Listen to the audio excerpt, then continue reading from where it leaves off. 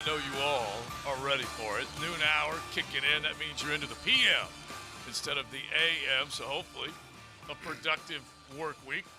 XL Primetime ready to take over next 3 hours. We got Jaguar talk. We're going to start with spring football, and then we're going to work our way into a handful of other things, including tortilla soup. We've got all that on a returns. So nice to see that out here. We should have a gorgeous day. And tomorrow, no Mia today. She's off, enjoying the day off.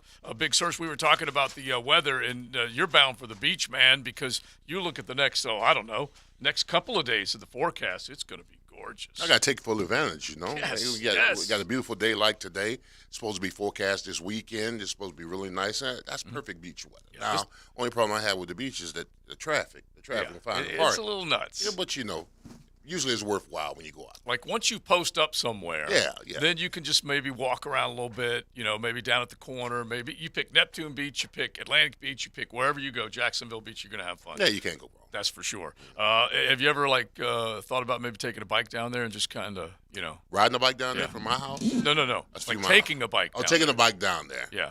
I have thought about I'm that. picturing you on a bike. Can you rent bikes down there? I heard you can rent bikes. Yeah, you can rent bikes. You can rent bikes? Okay. I'm getting the what's the picturing. weight You can also rent, by the way, those electrical bikes. Yeah. Come on, I'm not going to cheat. Cheating. That's cheating. I know it's Old cheating, but school. I'm just saying, like, if Everyone your does knees it are now. hurting, Well, no. I'm gonna ride the conventional bike. Yeah, I was going to say, how many people out there, like, I'll never forget, Jacko in our building, the great Jack O'Brien, high flying. He says, hey, by the way, I got a couple of bikes for sale if you're interested. I'm like, yeah, you know what? I might check into that. He goes, they're brand new. I'm like, well, why are you getting rid of them? He goes, because his wife, Leslie, found out about these new electric ones where you don't have to pedal. She's like, she didn't want to pedal anymore. And I'm like, Wow. What happened to the pedaling? Wow. And so he was happy. Isn't part of riding the bike the workout? Yeah. And listen. You're getting rid of that. So now I turn onto the Bridge of Lions sometimes downtown in the Og, and one of the worst things you can see in front of you, and look, I love cyclists. I love all you guys. But the worst thing you can see is when you turn onto a 2-lane bridge and there's a bicycle in front of you, meaning they're pedaling up, and it's going to take them forever. And they think that road is their road along with your road. They are not interested in the sidewalk. So now They get belligerent about it, too. Oh, they do. And they'll create a little bit of a traffic Oh, jam. yeah. Not only that. The birds will come Oh, out. yeah, and they'll just be to get up yelling that at hill. you. Yes. It's their yes, road. Yes. But the thing is that now you turn up and you see a bicycle and you're like, oh, wait a minute. That's electric. That's motorized. That thing will jet It's basically up a motorcycle. Yeah, exactly. They probably get up to, I don't know, 30, 35 miles per hour. Now, I know you've seen the wheel thing, the board with a wheel in the middle that Yeah. people ride on the beach. Yeah. Matt, Leon, Yeah. where are you Yeah, at yeah, on I've seen that? Have that. you seen it? Yeah. That fooled me the first couple times I saw it. I saw children doing it, and I'm like, dang, they're just really good at that. Like, look how much speed they're getting on that. Right. Like, No, wow, totally. that's impressive. And then Yeah. by, like, the third time of seeing it, I'm like, I'm an idiot. Of course that's electric somehow. They're speeding on that. Well, listen, I can only imagine how fast that thing goes. When I go to physical therapy, Yeah.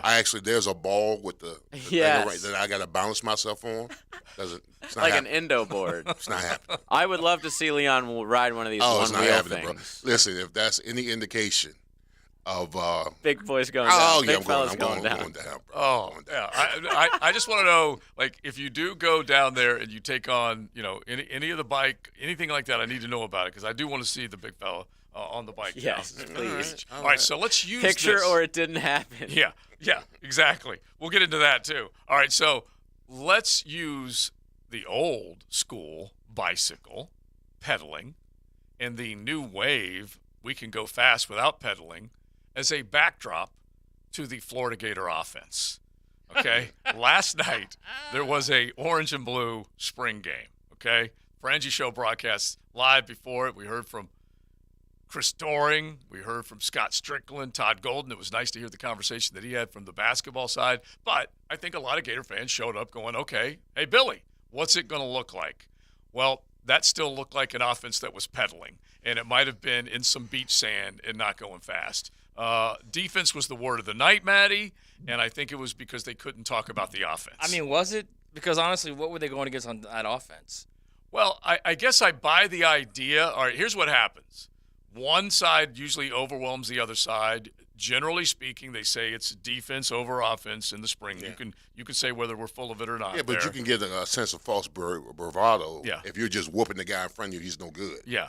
I.e. true. Jag v. Jag. And then Of a the couple other years part ago, of it right? is, But- yeah, exactly. The Now other we're part gonna of have to it start is- saying Gator v. Gator. Yeah, and that could be what it is because that was a bad defense Yeah. last year and a bad offense. And so at the very least, you're like, wait a minute, this defense looks a little bit better. But is it because the offense is vanilla? Well, listen, here's the thing. I've been on both sides of the spectrum. As a player, as a coach at FIU, you got to understand in the spring game, first of all, which can be a little discouraging for the offense too, because they only give you you only run a certain amount of plays. Reason Right. why you only run a certain amount of plays because the offensive coordinator or your coaching staff wants to see what you can do with just the little small sample. And if you can they keep it simple because they want you to be physical. They want you to get after Right. it a little bit or whatever.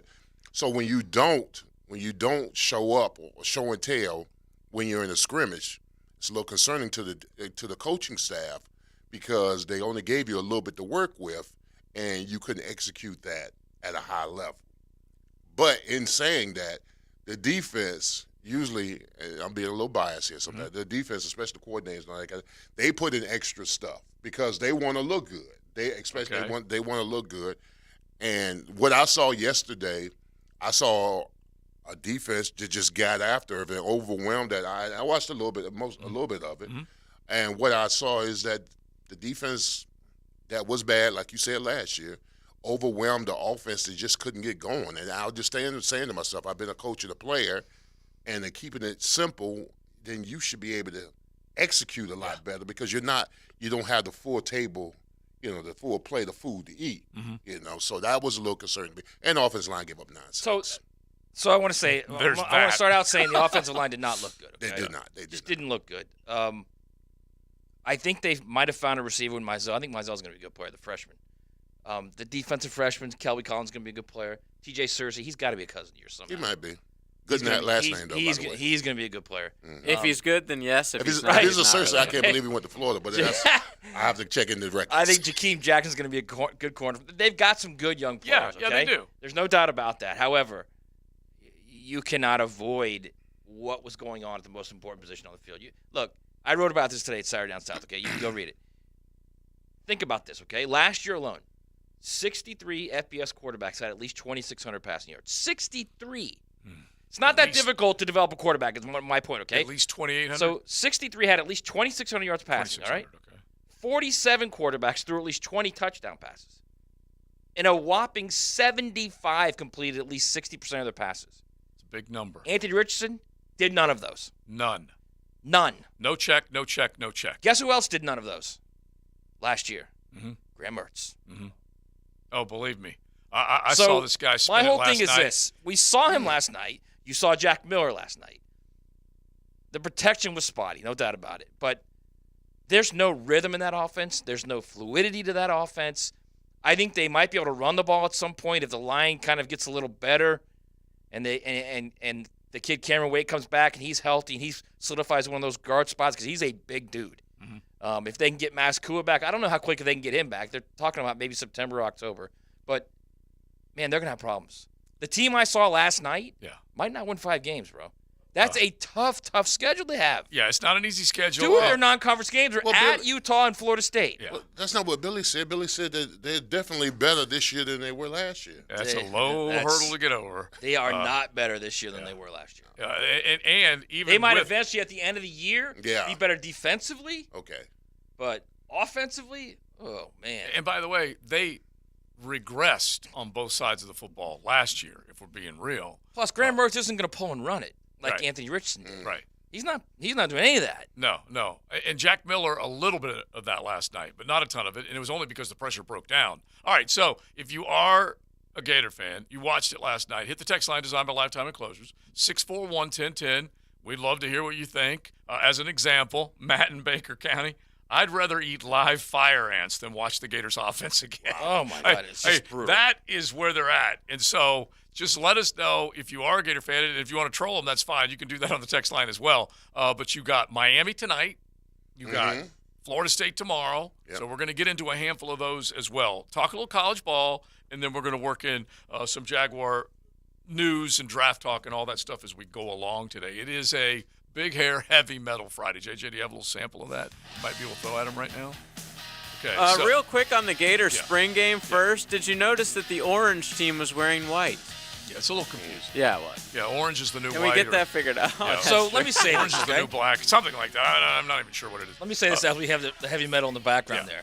Yeah, keep it The going. best part about that game last night Yeah. was around 9 p.m. in the middle of the game, just a really unsettling spring game. Billy Napier got the best news of the night. A 5-star safety committed to Florida. Yeah, he probably watched the first half and he said, "Oh my God, Xavier Phil-Sammy, I can play right away." number 32 overall player in the 2024 recruiting class, committed to Florida over Georgia. So Billy's going to need like 8 or 9 or 10 more of those Florida over Georgia picks. Yeah, he's starting like, to at least improve get a it. few. Yeah, he's starting to get a few, which means the bank account is now drawing interest, and they can start to pad the accounts financially if they need to. All right, so By the way, they will get a quarterback in the spring portal. Yeah. It opens on Saturday. I In 15 firmly believe days, that. they will get one. yeah, I firmly believe that they cannot ride with these two individuals. Okay, I don't know how much better they're going to be, but they will get one. Right, but that's the essence of what they need to do. The transfer portal has revived, has buoyed a lot of programs when you didn't expect it. And you saw, I feel like there's player movement everywhere, but I feel like the quarterbacks, the poster boys of college football, they're as active in the portal as any position is out there. Just look at the changes from this last season. So we'll see. There's where only it one goes. of them plays. That's the thing with the quarterbacks. Yeah. Only one of them plays. Right. So that's why you so much turnover at that position. Right. Get up, get out, find a new spot, and both sides will recruit the other side. Not just the school recruiting the player will recruit the school. All right, so big hair, heavy metal. You can come in with any rock and roll you want. 641-1010. You can throw your suggestions JJ, the DJ's way. We'd love to get into that because you've got those storylines from last night. Did they improve on at least one side of the ball, or is both sides right now still in question when it comes to the Gators? Tonight, you've got the Miami Hurricanes. So let's throw a little Kane thought at them right now, Big Sirs, because they are going into their spring game. You want to talk about how Florida ended last year? Clunky, stinky, all that stuff. Miami did as well. Oh, yeah, we were terrible. We were awful. I mean, gotta pick it up. absolutely. We started bad and we finished bad. But the key this spring, I think, is who's going to be our quarterback. I mean, Tyler Van Dyke going into the season last year, NIL deals and all. I mean, everybody had high expectations for him. A lot of people want to say it was a quarterback or it was a coordinator. He didn't fit in that style of offense because he flourished in the offense before that. Before Gaddis came in there, JJ's favorite coach, came in there. So I mean, he's going to split times this tomorrow again with Ja'Cory Brown, Emory Williams, younger guys. They're going to get reps in the game. But for me personally, being an offensive lineman, I want to see how interiorly we are. I mean, as an offensive line sells. Now we got a couple of transfers. From the portal, Javion Cohen from Alabama. Yeah. He'll probably be in the starting lineup. Matt Lee from UCF. He'll be in there. And then we have a couple of 5-star recruits. Listen, as a UCF dad, I don't mind sending Oh, some yeah. help Well, your yeah. way. Just So, try to help. So we're going to have, then we're going to have the 5-star recruits. They're going to be implemented in the starting lineup as well. So, and the defense, they're going to be a nice little rotation defense. Listen. We're going to get a clear indication, hopefully, after this spring game, then to see with Mario getting rid of the guys, bringing in the guys, hitting the portal. I think this time around, I think that this team probably be a better representation of what Mario Cristobal can do than what he did last year. Yeah, you really hope so. Just like Billy improving from year 1 to year 2, these guys they're in a little but bit there's of a no foot different, race. though, in the two that the quarterback's got to play better. Like Yeah. Van Dyke has to play better. Right. And well, at least you have Van Dyke you have a little idea of what it could be like when he plays well, right? Yeah. 2 years ago, you got nothing from Mertz. No. You got a guy whose career is 32 touchdowns and 26 I mean, picks. you didn't see that highlight reel with an empty stadium for Grant Mertz from a couple years ago last night? Did you miss that? I saw it against Illinois in the 2020 season. Yeah. Yeah. He had a great game against one of the worst Illinois team in, I don't know, 50 years, 60 years. A great game. Yeah, Right. yeah. They were rolling that tape. All right, but you got Shannon Dawson, brand new coach on the offensive side down there. Lance Skidry from Marshall, coordinator on the defensive side. So these two, Miami and Florida, kind of a lot alike right now with the departures of coordinators, with trying to make sure that the new hires pay off. Billy had the exodus of, 3-4 coaches, and he had to replace them. 2 coordinators down there in Miami. I mean, this is major. Shannon Dawson and Lance Guidry are 2 names Canes fans will start to hear more and more, especially if they actually can do something. I mean, Shannon Dawson's been around college football for a while now as a guy who's runs the principles of the air raid. He's a disciple of Leach, so he's a Texas Tech guy. You're going to see that. You are going to see that type of offense at Miami. I don't know if you're too thrilled about it, Sirs, but you're going to see some air raid stuff. A lot of air raid principles, and I mean, they'll still run the ball. Yeah. Basically, what the air raid has morphed into for the most part, other than Leach, who would, God bless him when he was still alive, he ran pure air raid. Most everyone else kind of morphed it into the Baylor offense when Art Browse there, which was more downhill running and the air raid, spreading them all out and using space. Mm-hmm. All right, 4 o'clock kick tomorrow afternoon for Florida State. They'll be up at the Doak. Their spring debut, they're looking forward to seeing what their team looks like. We all know they finished the season ranked pretty high. They're coming into this season already with some preseason hype, ranked pretty high. They have their quarterback situation set, which is starkly different than what is happening in Gainesville and Coral Gables. So what do they look like tomorrow? What do they do? If you're an old fan, let us know. If you are making the trip over to Tally at 641-1010, hit us up. Now, there are a bunch of recruits that are expected to be there, a bunch of 4-stars that are going to be there. They got a commitment from the 4-star world yesterday, but they've got some big names that are coming. And so, Mike Norvell, what does it need to look like? It just needs to look like not like they've arrived. It just needs to look clean, comfortable, and both sides can win their share of battles. All right, first off, they have not arrived. Well, I don't know why. Not you. I'm just saying anyone would even say that Florida State has arrived. In the ACC. Right. Well, not only that, it's their 3 biggest games last year they lost. Okay? I mean, you can count the LSU game as a big game, and certainly I would do that. LSU won 10 games. It was also the first game with Brian Kelly, and they also need a missed extra point at the end of the game, along with many other mistakes to win that game. Yeah, after LSU came charging back, The last game of the season was against a 6-6 Oklahoma team. The game before that was against a 6-6 Florida team. They won the Oklahoma game by 3 points, and they beat Florida because Anthony Richardson threw the ball 20 feet over Jonathan Odom's head. Yeah, and that was a bad Florida team. Yeah. So my point is, we got to slow down a little bit on Florida State. I'm listening to the broadcast last night of the Florida spring game, and whoever was doing that with Doring, can't remember who it was. Philpott, is that who it was? The play-by-play guy? Yeah, I'm was not talking sure. about was talking about the idea of Florida State and how Florida State is in a unique position, and then he said Jordan Travis will be the 3rd best quarterback in the nation, behind Drake May and Caleb Williams. You watched Jordan Travis in that Florida game against a bad Florida defense. Other than those 2 crazy scrambles, which were unbelievable plays. Yeah. Is he the 3rd best quarterback in college football? No. I'm a fan of Jordan Travis. And so am I. And by the way, that defensive front of Florida was not particularly good. Right. And that offensive line of Florida State did break down in that game, and it forced him to make plays. And when he had to, he did. He did, yes. So you always got to give him credit for that. I am giving him 100% credit for that. Yeah, we're not talking about a dynamic 60-minute playmaker. When he is stressed, he can make plays. He's that whole certainly team improved. isn't there. I think it was He's great that they won improved as a 10 thrower. games. They're not close to being a playoff team. Yeah. I don't know why everyone thinks that. Well, okay, here's the deal. I mean, This year they will be, wouldn't it? No way. I mean, the 12-team playoff starts next year, doesn't Next it? year. Oh, next year. And even Yeah, then, not I mean, this it's coming Okay, it's. now he's coming again. You're trying to tell me you they cannot forced live. it? You cannot live on portal. Right. You can't. Right.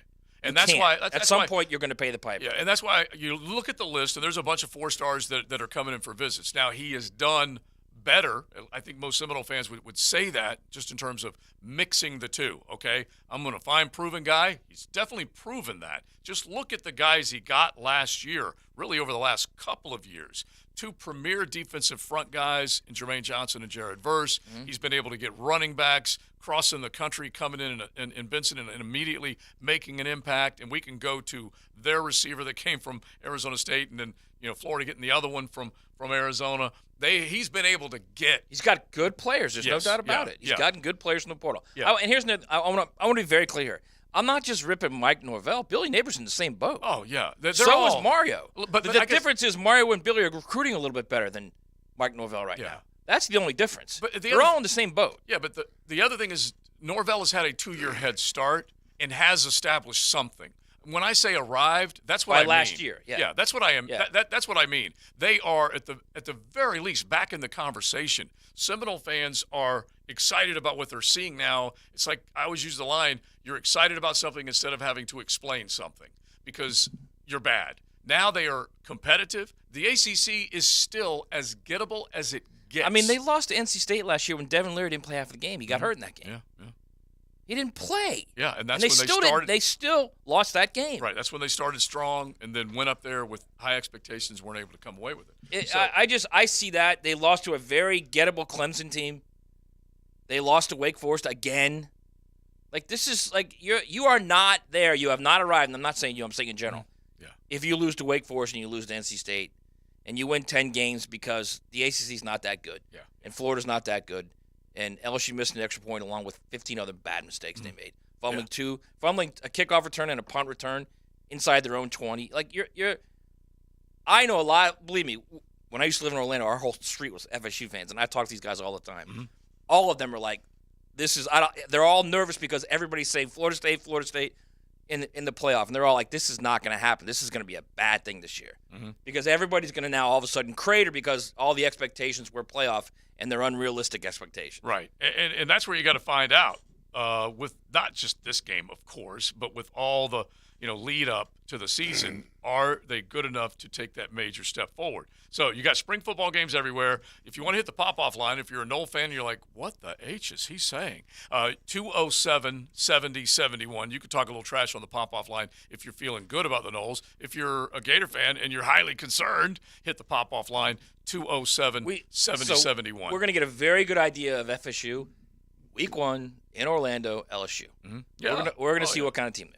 And by the way, we couldn't wait to see that game last year. Right. And if you look at the beginning of the season versus the finish of the season, one took the baton and ran with it immediately. Like you said, you still can poke holes in that 10-win season, what it all was. But at the very least, they came out of the box looking better than the other. And then little by little, LSU just pieced it together. I loved what I saw from Jaden Daniels.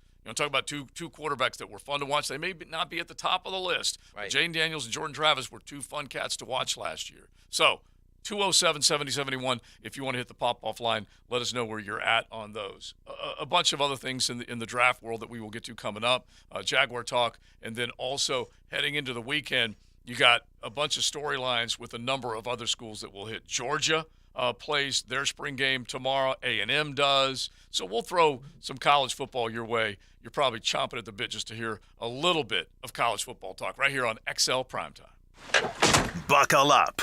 You're in the First Coast Honda Dealer Studios with XL Primetime on 1010XL. Find your new Honda at your 8 local Honda dealers.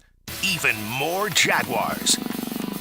Listen to the Tommy Mac podcast with Tom McManus and Campo and Joe with Dave Campo and Joe C. Find these original podcasts at 1010XL.com or on Twitter at 1010XL.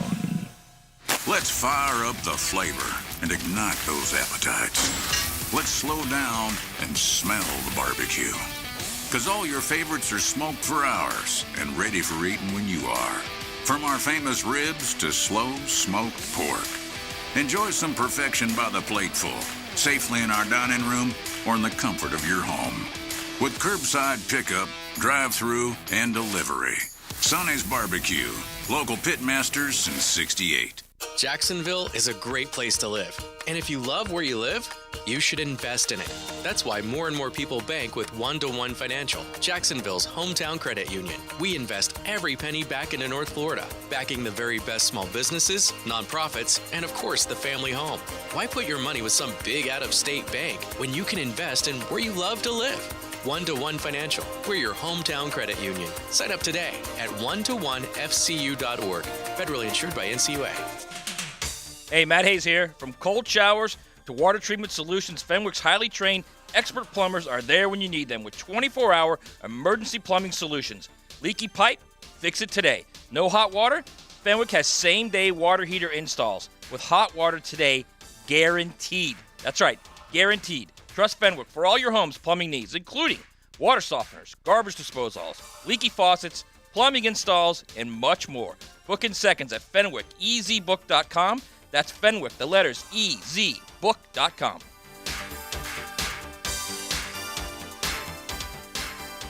The Jacksonville Icemen have reached the Kelly Cup playoffs once again. But before they begin their quest for the Cup, there's one final home game to close out the regular season this Sunday against the Orlando Solar Bears at VyStar Veterans Memorial Arena. Get there early for a pregame awards ceremony to recognize the achievements of the Icemen players this season. Sunday is Fan Appreciation Night as we honor the best fans in the ECHL. Tickets for Sunday's game and the first two playoff games are at Ticketmaster, JacksIcemen.com, or call 602-PUCK. Icemen Hockey is lights out.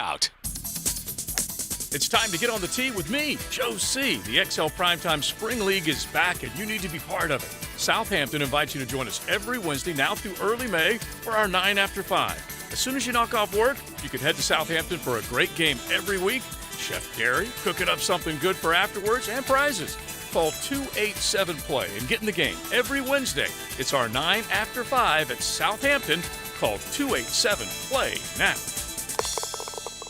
A Tuesday night tradition in Duval. Helmets and heels. American women are seldom so straightforward. With Lauren, Taylor, and Mia. We won't answer to anyone. Driven by Tire Outlet. And presented by Underwood Jewelers. Tuesday nights at 6. On 1010XL. Draft choices can make teams look brilliant or bad. Good teams spend time researching and doing the homework prior to pulling the trigger. Don't make a mistake selecting your custom home builder without seeing Preferred Builders first. They're a top pick on a decision that goes well beyond a standard career.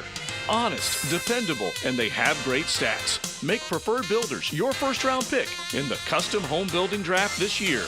Call 751-0840 and pick Preferred Builders. When it comes to settling personal injury claims, there's no substitute for hard work. At Harrell & Harrell, we've recovered over $1 billion for our clients through our commitment to hard work. 904-251-1111. Offices, Jacksonville. Men, if you're struggling with erectile dysfunction or PE and frustrated taking pills that don't work, Prime Men's Medical Center offers breakthrough medical treatments that effectively treat your problem. 98% of patients experience immediate results during their first office visit. And for a limited time, your initial consultation and first treatment are completely free. Listen to a specialist in men's health. I'm Dr. Rubinski. The physicians at Prime Men's Medical Center offer the most advanced treatments that eliminate ED and PE.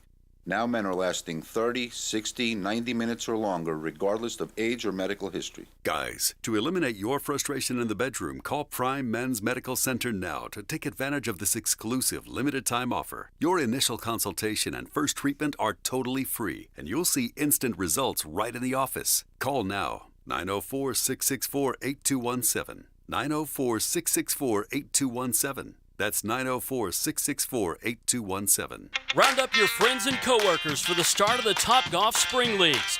Each Monday from 6 to 9 p.m. for 8 weeks, you and your crew can compete for prizes and fun at Topgolf Jacksonville. Go to topgolf.com/leagues to sign up. If your lawn is not as green as you'd like, it's time to go orange by calling Orange Environmental Services, Jacksonville's highest quality pest control for over 45 years. Frank Frangie here. I've trusted Orange Environmental to take care of our home's pest control needs for years. With the Orange Shield Protection Plan for your home or office, you can relax knowing Orange Environmental will handle pest control, termite control, and mosquito control. Orange Environmental has been giving Northeast Florida peace of mind from bug problems since 1972. Call them today at 272-3284. Are you an electrician looking for better pay and benefits? Miller Electric Company has the industry-leading compensation package. Electricians are eligible for a signing bonus up to $1,000. Now, they're partnering with the Jaguars on their new performance facility, the Miller Electric Center. Miller Electric has opportunities for you to work on some of the most exciting projects right here in Jacksonville. Whether you're experienced or not, visit MillerCareers.com, an equal opportunity employer. That's MillerCareers.com. This 1010XL 92.5 FM hour is powered by Anajar and Levine Accident Attorneys. Call 1-800-747-FREE. That's 1-800-747-3733.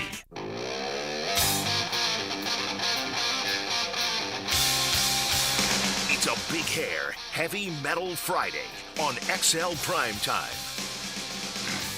641-1010, you want to hit us with a good rock and roll song. You can hit JJ, the DJ. JJ's a death of fun. I don't want to talk to him anymore. You know what? I'm glad you brought that up because I'm sensing something. He's like the death of fun, man. I'm sensing something, and death of fun might be a new nickname. There's nothing fun about the Boston bombing. I know there's not, but it's just, Like, in other words, like sometimes we're fascinated with I'm stuff. feeling good about a he's story. talking about a documentary about how this young and guy all- helped the cops, and JJ goes, And then there's you a know, the killjoy. FBI was in on that. Yeah, the FBI and the older brother, they were all in cahoots for a long. You know how the FBI will do like the same thing with the Michigan governor kidnapping that happened. Like there's like 7 people involved, and like 6 of them are FBI agents. Yeah. That was sort of like he thought the older brother thought he was like talking to other extremists. Yeah, but set they him were up. like the FBI. Yeah, set him up. But the thing I'm noticing is that he's being kind and courteous to his new fiance, and he's just crushing us on some other things. Just got a little bit of a saltiness. He's taking it out on us, is what he's doing. A little bit No, of I a just want you to saltiness. know the true story. Yeah, and you know what? Sometimes I can appreciate the truth, JJ. yeah, I like the truth, but don't always require the truth. Okay, don't Especially when I'm always require happy it. The about truth the should young be celebrated, 21-year-old JJ. kid who JJ, why don't- helped them solve the crime. JJ, why don't they celebrate the truth? You just told the truth, right? Yeah, exactly. Oh, okay. They That should be celebrated. thanking me. The great Jimmy Buffett song. Some of it I remember. You're Some of living in it a den of you lies. made up. You know? Yeah. Some of it's true. Some of it's not. Stay woke out there, folks. Stay you woke. He's out there, and I think death of what did you call it? Death of fun. Death of fun. I hate Right. fun. Yeah, we may be worried about it. And speaking of death of fun, DOF. By the way, Luxor, Vegas, 3 nights, June. It's happening. Bachelor party. It's already been booked. yeah, you're fired up. Oh, absolutely. Yeah. fired Vegas. up. Vegas. Vegas, Bachelor baby. party. Apparently, if you have Hangover 4. a hotel key or whatever, key card, whatever, for an MGM property, you can use all of the other MGMs as well. So they own like 50% of the strip. How are we all about- going to be? How are we all going to be gone? Who's going to do our show? JJ, I'm about to be the So we death. should just do it from there. I'm about to be the death of fun right now. Yeah. Vegas bachelor party overrated. So Okay, well, enjoy where yourself. should I have gone? Miami. Well, then you I've can been stay to and do Miami the show, Leon. How countless, about that? countless. You Been can to stay and do Miami the show. so many times, bro. So many times. Yeah, you haven't been like to the I right. want- You haven't been to the right Miami. Probably true. Okay, That's there it most is. likely true. And Wait I a think second. maybe June what- 3, you said? So Saturday. No, not June 3. What day? I don't remember. It's late. But I June. remember, or I think what Source may also be referring to is the cost efficiency of a Vegas blowout. Oh, yeah, you well, would yeah. be surprised. The actual rooms are cheap. Oh yeah, and, Oh, yeah. and, And the flights And the cheap. flights. Exactly. Yeah, But absolutely. it's when you get there. Yeah, TLD and I are looking at going to Vegas. When are you doing it? Late June. Also, I'm not spending a dime. Yeah. The Oh, you boys got are your paying boys are paying for Yeah, it. my brother's already paying Nice. for That's it. all. That's See, I good. love that. So I then love you know that what? too. You do whatever you. I mean, but I Louise is guarantee calling. when I'm on the tables, that's my money. Yeah. That I will most likely be losing. But it's We funny may, because if it's a weekend, we have to go out there with him. yeah. We may have to. Yeah. But Oh, that'd be sick. Yeah.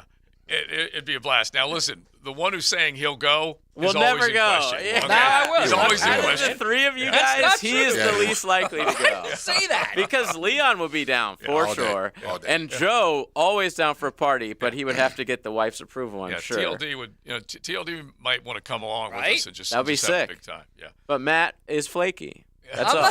You're Again, flaky. that's the death. He's coming at you. Death of Telling fun the again, truth. man. All right. Now, speaking of the death of fun, off the text line is on my lifetime enclosures. I was at the spring game last night, and we didn't look good by any stretch. But one thing I did see was that our defense is way faster and way more athletic than last year. And look, I think the way you end the text on a high note is the way I'm going to look at it too. It for my money, it looked a little better on that side of the ball. Offense right now, big concern. But sometimes, yes, you can say, hey, they were going up against bad, and that's why they look good. But sometimes it also is true that side is better and more organized. And I don't know whether Armstrong, the new DC, is going to be any good or not. But I like the look of the team and the number of players they have on that side of the ball that seems like they can make plays. I'm big on Banks and Jackson and some of these guys that I saw and liked. And we'll find out whether or not they can get it. I mean, 75 FBS quarterbacks last year completing 60% of their passes. And they somehow stumbled into 2 guys that didn't last year. Yeah, that is that bad? It's not good. I can tell you that. Yeah, it's yeah. All right. On that note, let's go from thatville to thisville. And this defense was not bad. Okay, this defense made it to the playoffs.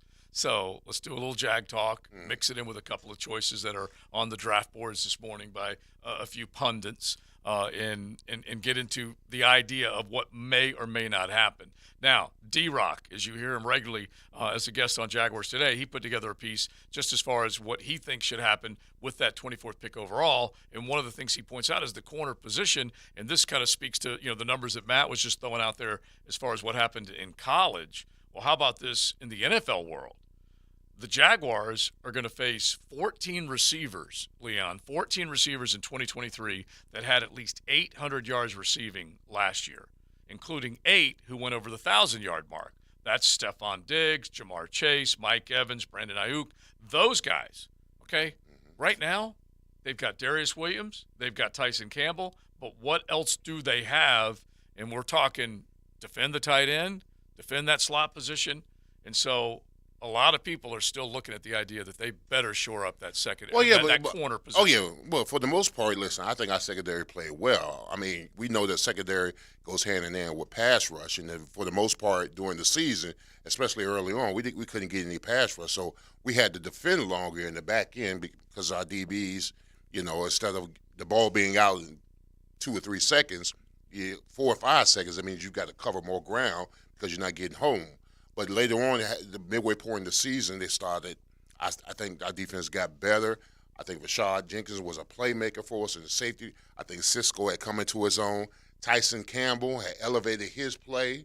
And Darius Williams, I mean, he was solid. So, I mean, but you always want to improve. You never want to stay stagnant. You always, if you can improve and get better, whether that be in draft or free agency. I think the free agency has passed us. So now we're looking in the draft to maybe upgrade at a position. Maybe we need to upgrade. I'm torn by it, man. Really? I'm torn by it because you've been a corner guy. I have been a corner guy. Darius Williams played well last year in the last 6 games of the season. Yeah. When they finally realized, he's actually an outside corner, he played well. Yeah, that's where I was trying to put him right from the so, jump. Here's why I'm torn. If you can get a better pass rush, Trey Hendrick's not going to be alone so much out there as your slot corner. Doesn't mean you don't pick a corner. Right. I'm saying maybe with the first pick you get an edge rusher. And look, we've all heard about how you're not going to get an elite edge rusher at 24. Well, the Chiefs got Karlaftis. Was he any good? Yeah. Yeah, he's really good. And there were other good pieces around him. Well coached, good True. system. True. Give Spagnuolo credit as soon as they walk in. Whereas you had a brand new offensive or defensive coordinator here. But yeah, Karlaftis, that type of guy is what you should be seeking. And you know where I come from. I'm on the interior part of that defensive line, even though you may not get the guy. Like, as an example, ESPN has Mozzie Smith, the defensive tackle out of Michigan, and they have him picked as the middle of the defensive line, could use the upgrade. Smith can be another one of those guys between Josh Allen and Trayvon Walker. And the Jaguars, solid but not good where they need to be. And so that's one of the suggestions that's been made. How's that going to help the pass rush? Well, you got to collapse the pocket. I know you do. I know. I understand that. And we all know this. And I'm looking at Leon now. If you collapse that pocket, then that quarterback has got to move left or move right. But then if you're moving Trayvon in, you've got Devon Hamilton, Fatukasi, Trayvon. Yeah, we don't know that on no Trayvon, pass though. rush, no pass rush, no pass rush. Yeah. Right now, and we don't know. No one scares me. Those 3 names. We don't know where Trayvon's solid going, guys. Solid guys. Yeah. Right. Yeah. We don't know if he's. Yeah, we don't know. I forgot about Roy Robinson Harris. Yeah, Roy Robinson Harris. He played well last he year. did, especially down the stretch. I mean, he's he was an very interior guy disruptive. now. He's no longer an edge, man. Yeah, but he's not. I he's think not going to first down get. He's outside. He's not going to give you. He's a big dude. He is a big dude. But I mean, is he going to consistently give you quarterback hits and quarterback sacks? He did last year. I mean, tackle for last losses. 6-7 games. Tackle for loss. He did. He had a hell of a Yeah. game, hell of a stretch down there towards the end. Well, they got that guy inside. Do you know a whole heck of a lot about Mozzie Smith? Yeah, he's a good player. He has some off-field issues. So, I mean, I don't know if he's going to fit in this quote-unquote culture that they have there. I need guys, not to be well-behaved, but to behave. And that means not. I don't mind a dog here and there. I was about to say, Yeah. take a criminal here and there. I'm just saying. No, I didn't say criminal. I said dog. If they're making the Pro Bowl, Right. Yeah, and when I say behave, they don't have to be well behaved. They just need to know the rules and make sure you stay within the lines. That basically is it. You can get away with stuff, but you got to make sure that you're not, I want them teetering. Yeah, misdemeanors. Right, just right there on the edge. On the edge. Yeah. And so, honestly. This is why I'm torn, seriously. Because I think they can cover well enough on the outside. It's just the slot, right? But I think if you get a better pass rush, you're going to make Trey Herndon better. He's going to be a better cover corner because of that. Yeah, but I think Trey Herndon, you see what you've got. He's been here long enough, and they've never had a pass rush. Well, yeah, it is true. If you go back over the last, since he's been here, I should say. Yeah, over the last 4 seasons, they really haven't. Obviously, in 17 they had it, 18 they still had a little bit of it, and then it has evaporated since then. But they need. It's the classic question we all have. Do they need to cover better so the pass rusher gets to the quarterback, or do they need to get to the quarterback so the pass coverage wins? And so both have to happen, and they're trying to get better front and back of that defense. That's for sure. One of the other guys has been mentioned, and this is Jordan Reed off of ESPN, one of the guys that collectively put the 2 selections up there for the Jags, Mozzie Smith, defensive tackle out of Michigan, and then Brian Branch, cornerback / safety out of Alabama. Now, we see him or project him as he's not a corner. Yeah, as a safety. And so I don't know that this football team has long-term solutions at safety. Rayshawn Jenkins was able to redo his contract, so hopefully he does stick around. He had a hell of a year last year. He really, really did. Cisco blossoming. We know that those are the 2 starters. And then you got Dewey, you've got Daniel Thomas, you got special teams guys that definitely have been able to move in and do stuff. I'm not against them looking at safety. I'm not for them looking at a safety that high in the draft. That's what I'd be hesitant about. I think the idea is that he's a guy that can play in the slot and be a guy that can match up with Kelsey, because we've all said that. You got to find somebody that can play Kelsey. Look, I've been saying he's not a corner for I don't know how long. You know what he ran the 40 in at the combine? Almost 4.6. Mm-hmm. That's 4.58. Yeah, that's hoofing it. That's not good. Right. It's not good for a safety either. Yeah. No, well, yeah, but it's what more. are his ball skills like? And in the games where he had to cover he's got a backs. 35-inch vertical jump. Okay, well, I mean, the 40. I mean, we saw him. I know there's a difference between combine speed and game speed. I on the agree back with end, if he can cover backs, he can cover tight ends coming out of the slot. I can deal with the 40 time. I mean, they struggled last year in coverage. Kool-Aid McKinstry was their only good corner. And then when Eli Ricks finally got on the field, they started to cover better. They were disastrous to begin with. Yes, and he was one of the corners out there. And penalty ridden. Yeah, it's just when Eli Ricks got on the field, they covered better. Okay, so when it was Ricks and McKinstry out there, they were good. And and that's when Branch moved inside. Just to follow the theme of why they need more than what they've got defensively, they are nowhere near built defensively right now, and this is off of D-Rock's piece. 28 teams played with 5 defensive backs in more than half of their defensive snaps last season. So that's more than 50%. They're in nickel, which we've definitely seen the trend. That has been the trend the last handful of years. But he's pointing out the numbers for this past season. The Jaguars, 66.5% of the time, they had 5 DBs out there. 10th highest percentage in the NFL. So that is top third. You better have 5 guys that are capable. You know who you're seeing in those patterns. You're seeing some dynamic playmakers. And so, yeah, I don't think you can cover up Trey Herndon in this situation.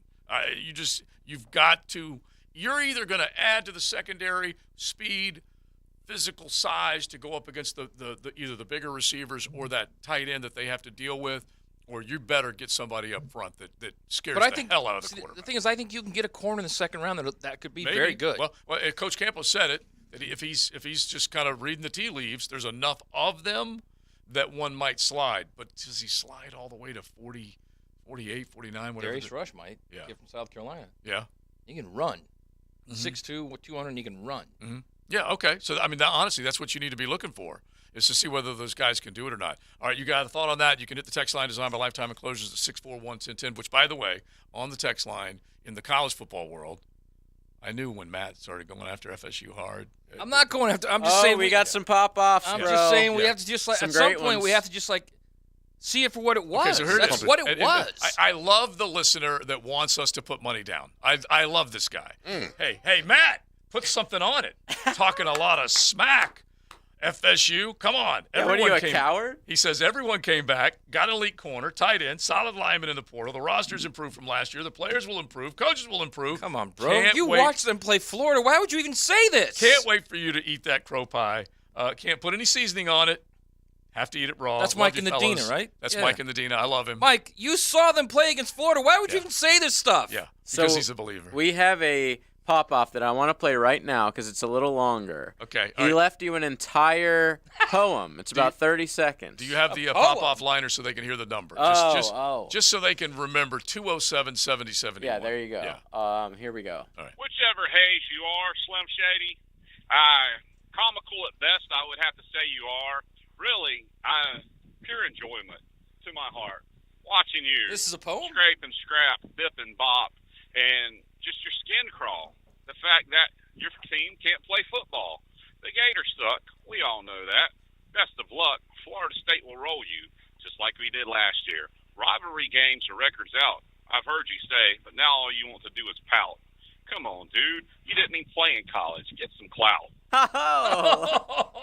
He went the card. He went the play card. Oh, yeah. I love it. I do, too. There's so many more, though. Are you going to take that back? I just think it's funny that he said Florida sucks. Yeah, and their quarterback threw it 20 feet over the receiver's head, or they could have beat you guys. Like, is he not watching the game? Yes, Florida does suck. Yeah.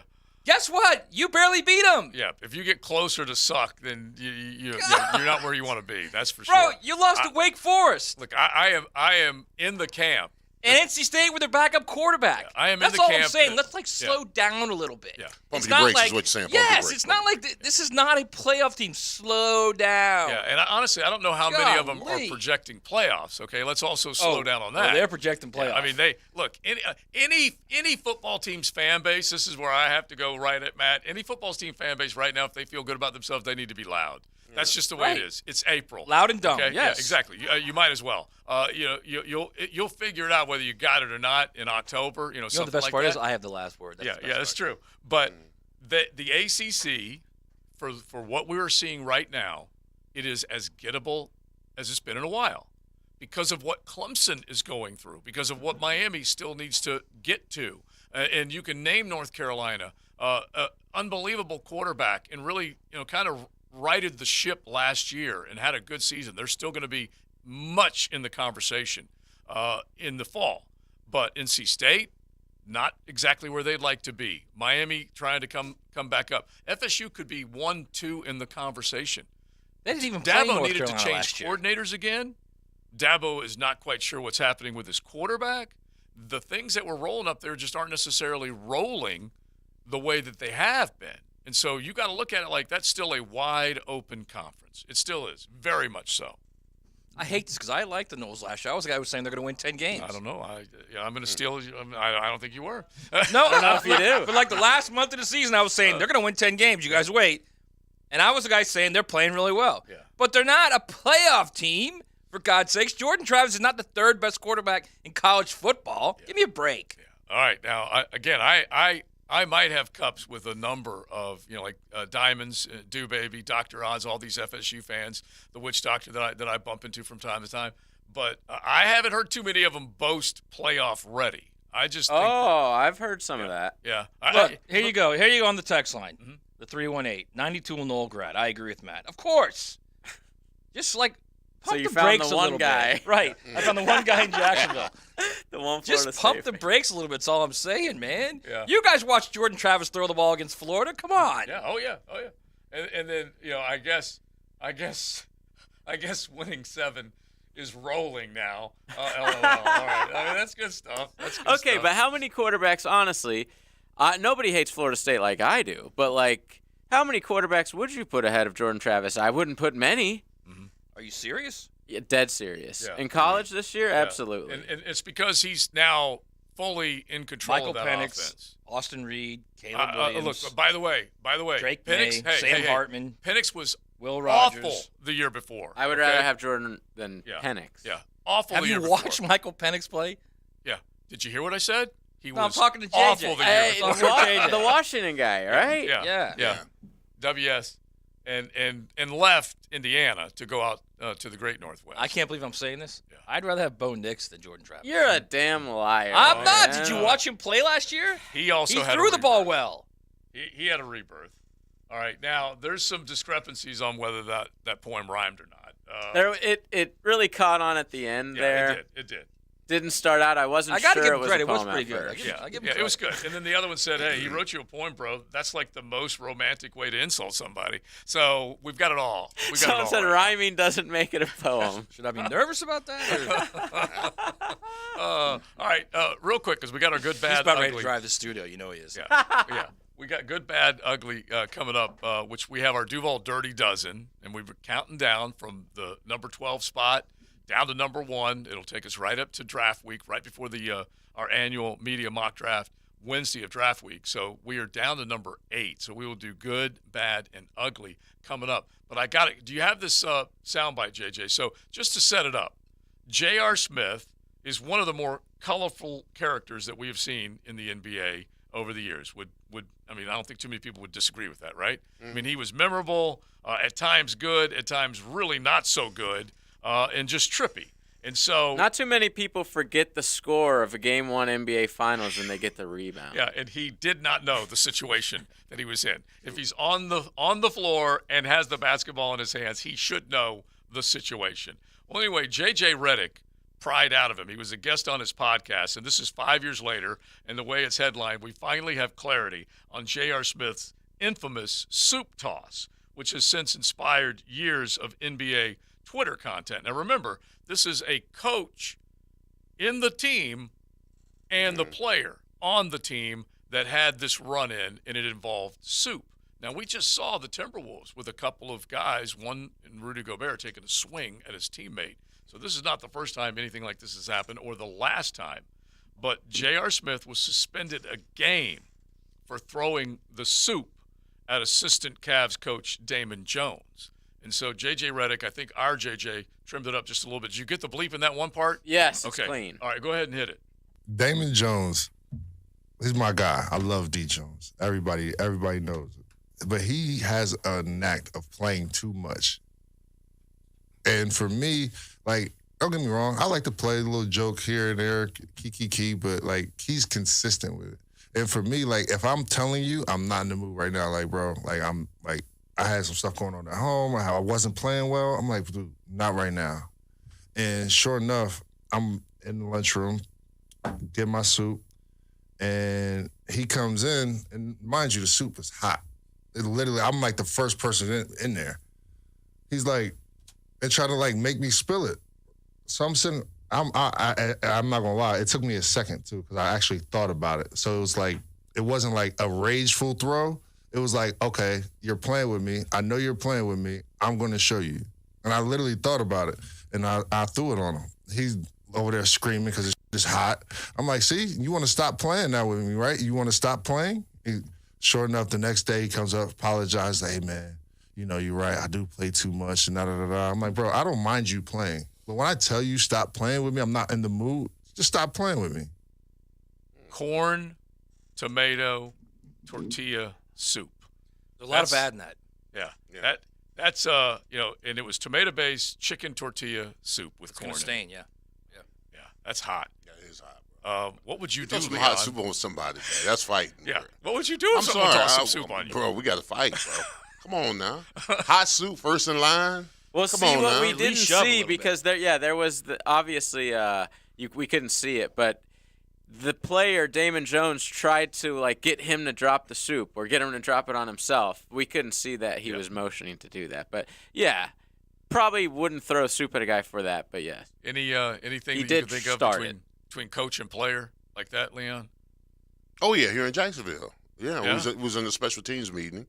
It was the O-line and the tight ends. It was a special teams meeting. I think we were discussing something about the wings, and with the tight ends coach was trying to explain something to Ben Coleman, and Ben wasn't agreeing with it.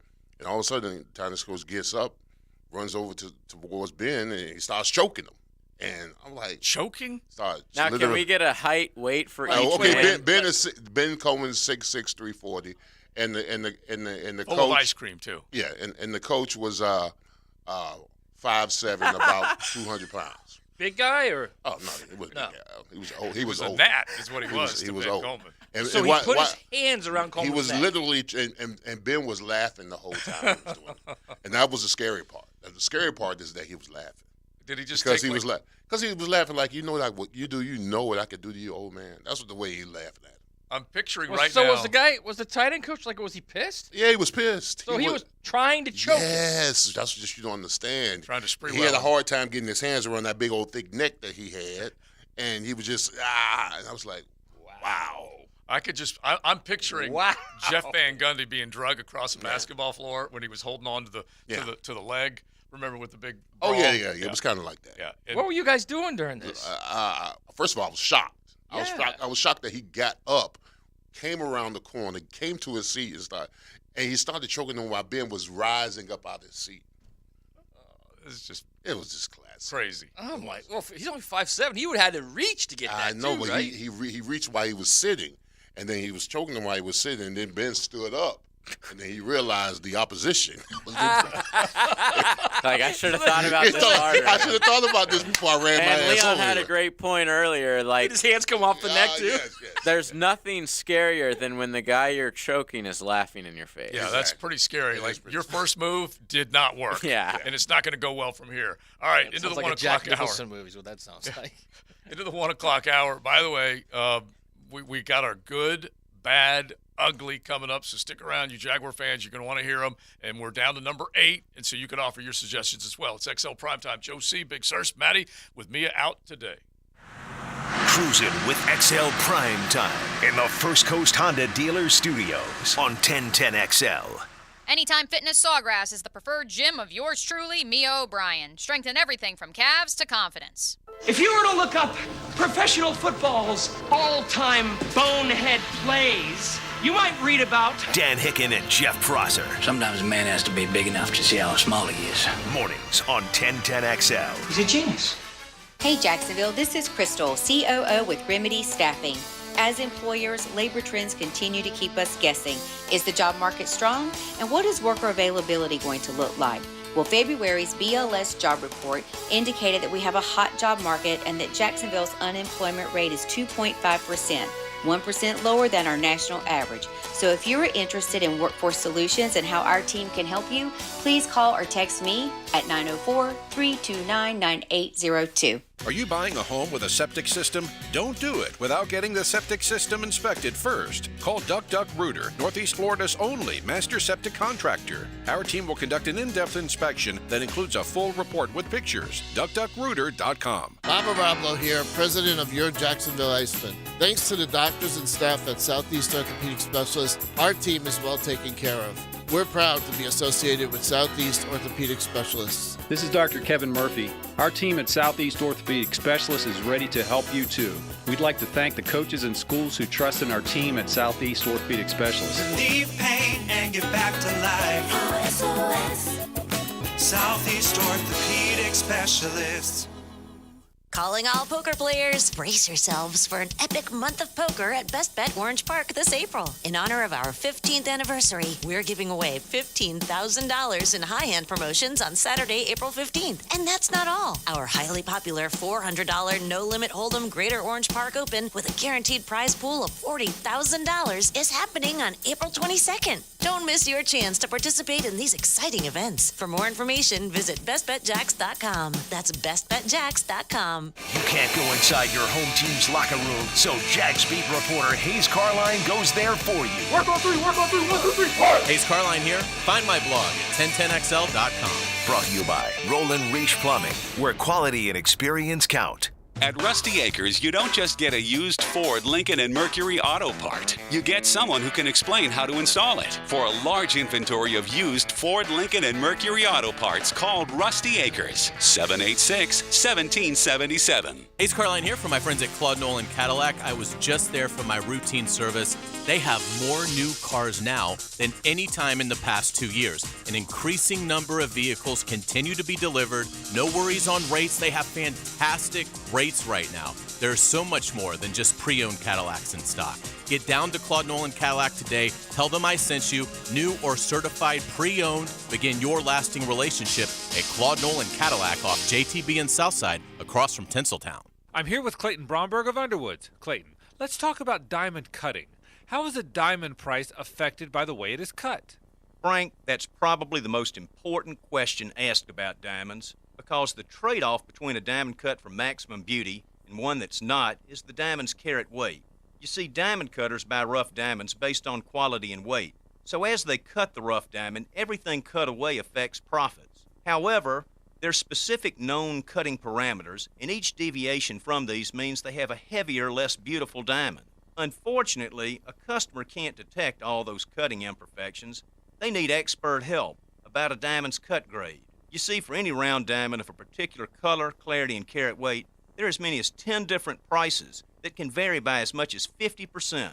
At Underwoods, we look specifically at how a diamond's cut before we look at anything else, because it's the most important factor when it comes to a diamond's beauty, and to us, whether it should carry the Underwood name or not. Tacos, tequila, and tunes. The third annual Jacksonville Taco and Margarita Festival returns to TIAA Bank Field April 22nd. Check out Jacksonville's best food trucks, serving up an amazing variety of mouth-watering tacos with margaritas, tequila, and ice-cold beer. Fun for the whole family with live music, kids' activities, and so much more. Parking is free. It's not your average Taco Fest. Enjoy as you go with GA or Grande with VIP passes. Available now at TIAABankfield.com. The flagship station of the Jacksonville Jaguars. WJXL AM Jacksonville Beach. WJXL FM Jacksonville Beach. Join the U.S. Army as they sponsor the second annual Go Ruck event at Met Park, April 21st through 23rd. Enjoy a massive 3-day fitness and music festival with an ice-cold beer. Competitors compete for a spot on the leaderboard with competitions including the obstacle course, a scavenger hunt, boot camp, sandbag and rucksack training, urban obstacle course, and more. Sandlot Jacks, promoting physical and mental health through social fitness. It's a 3-day massive event to highlight fitness and music. It's that time of the year again for the taste of golf. So come join your boy at TPC Sawgrass on April 26th for fine cuisine from the top chefs in the area, craft cocktails, fun games, and unique auction items. This signature event is ideal for networking with a substantial and sophisticated audience who is passionate about the game of golf, the intrinsic values associated with it, and of course, impacting the youth of our community. Y'all know he love the kids. All proceeds benefit First Tee North Florida. So get your tickets at tasteofgolf.com. Come on, somebody. Starting April 26th, the annual Jacksonville RV Stadium Show is back with the Duval Draft Night Experience. This is the place for the largest selection of new and used RVs, and we'll even buy yours. Factory reps will be on site for this 5-day-only factory-authorized RV sale. And you have the chance to win Jaguars season tickets, signed merch, and a free RV rental. The Jacksonville RV Stadium Show from April 26th to the 30th. Sponsored by Travel Camp RV, official RV dealer of the Jacksonville Jaguars. This is your Southeast Orthopedic Specialist Local Sports Update brought to you by YMCA. I'm Taylor Dahl for 1010XL. Florida Gator Orange and Blue spring game took place yesterday as the Gators figure out who their starting quarterback will be with the loss of Anthony Richardson to the NFL. Chris Doring joined the Frangie Show yesterday and shared thoughts on Wisconsin transfer Graham Mertz. I think the thing that everybody kind of comes back to is the fact that he started 32 games, and Coach Napier talked yesterday about the inability to replicate experience. And so he comes in here, highly recruited guy out of high school, didn't necessarily achieve that. I think he's a guy that's talked about as being a very smart, high intellectual guy. And I think he also puts a lot of pressure on himself, too, to live up to some of those expectations. 83 degrees at 105, time and temper brought to you by Bueller Air Condition. Stay cooler with Bueller.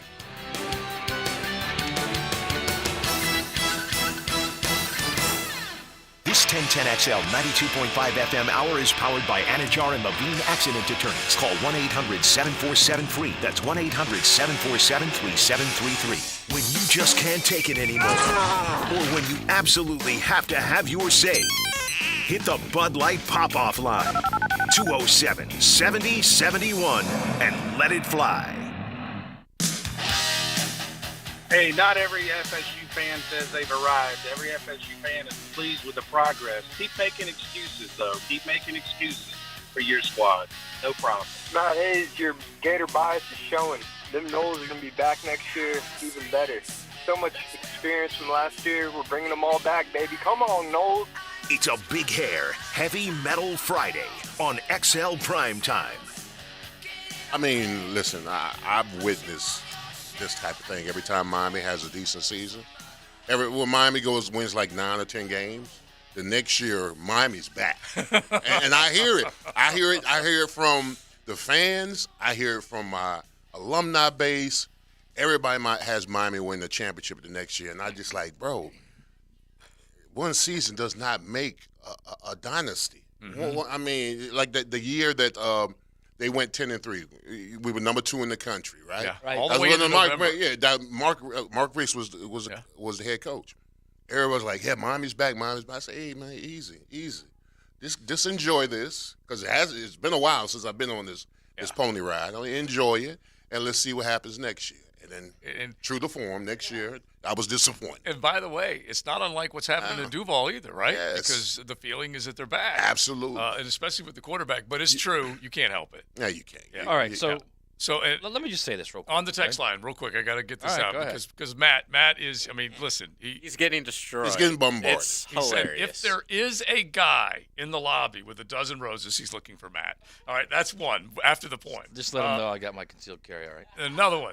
I'm kidding. It's a joke. It's a joke. Is Matt in the concussion protocol? There is no way I would take Bo Nix. All right, now you guys ready now? Yeah. Yes. Okay.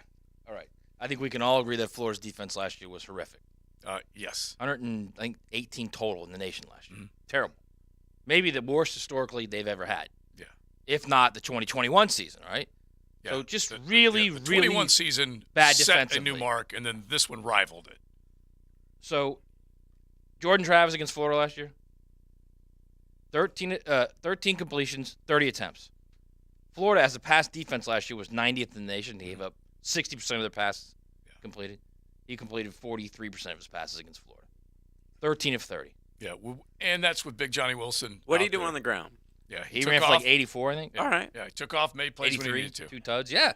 That's what I said. The two I'm scrambles. That one scramble score. Both of them were unbelievable plays. Unbelievable. Yeah. Both on 3rd and long. Both crazy scrambles where nothing was open and he's running around back there and he finally hits the sideline. He's got everybody beat. Mm-hmm. So I'm not denying that. I'm not denying he's a really good player. I'm not saying that. He's not the 3rd best quarterback in the country. Mm-hmm. That's ludicrous to even say that. He's not.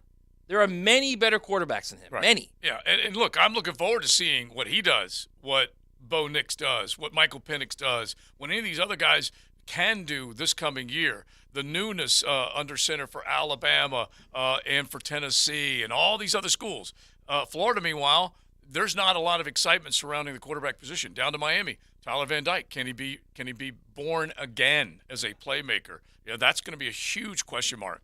Drake May's going to be one fun son of a gun to watch this year. So yeah, there's a lot. So will Jordan Travis. Yeah, he'll be very fun to watch. Yeah, he will be. He like I said, I give him a ton of credit. This guy, like the Players Tribune piece that Anthony Richardson put out about going through everything he had to go through in college. And keep in mind, we only really saw him for a couple of years on the football field, and then now he's on his way to the pros. Take a look at what Jordan Travis went through.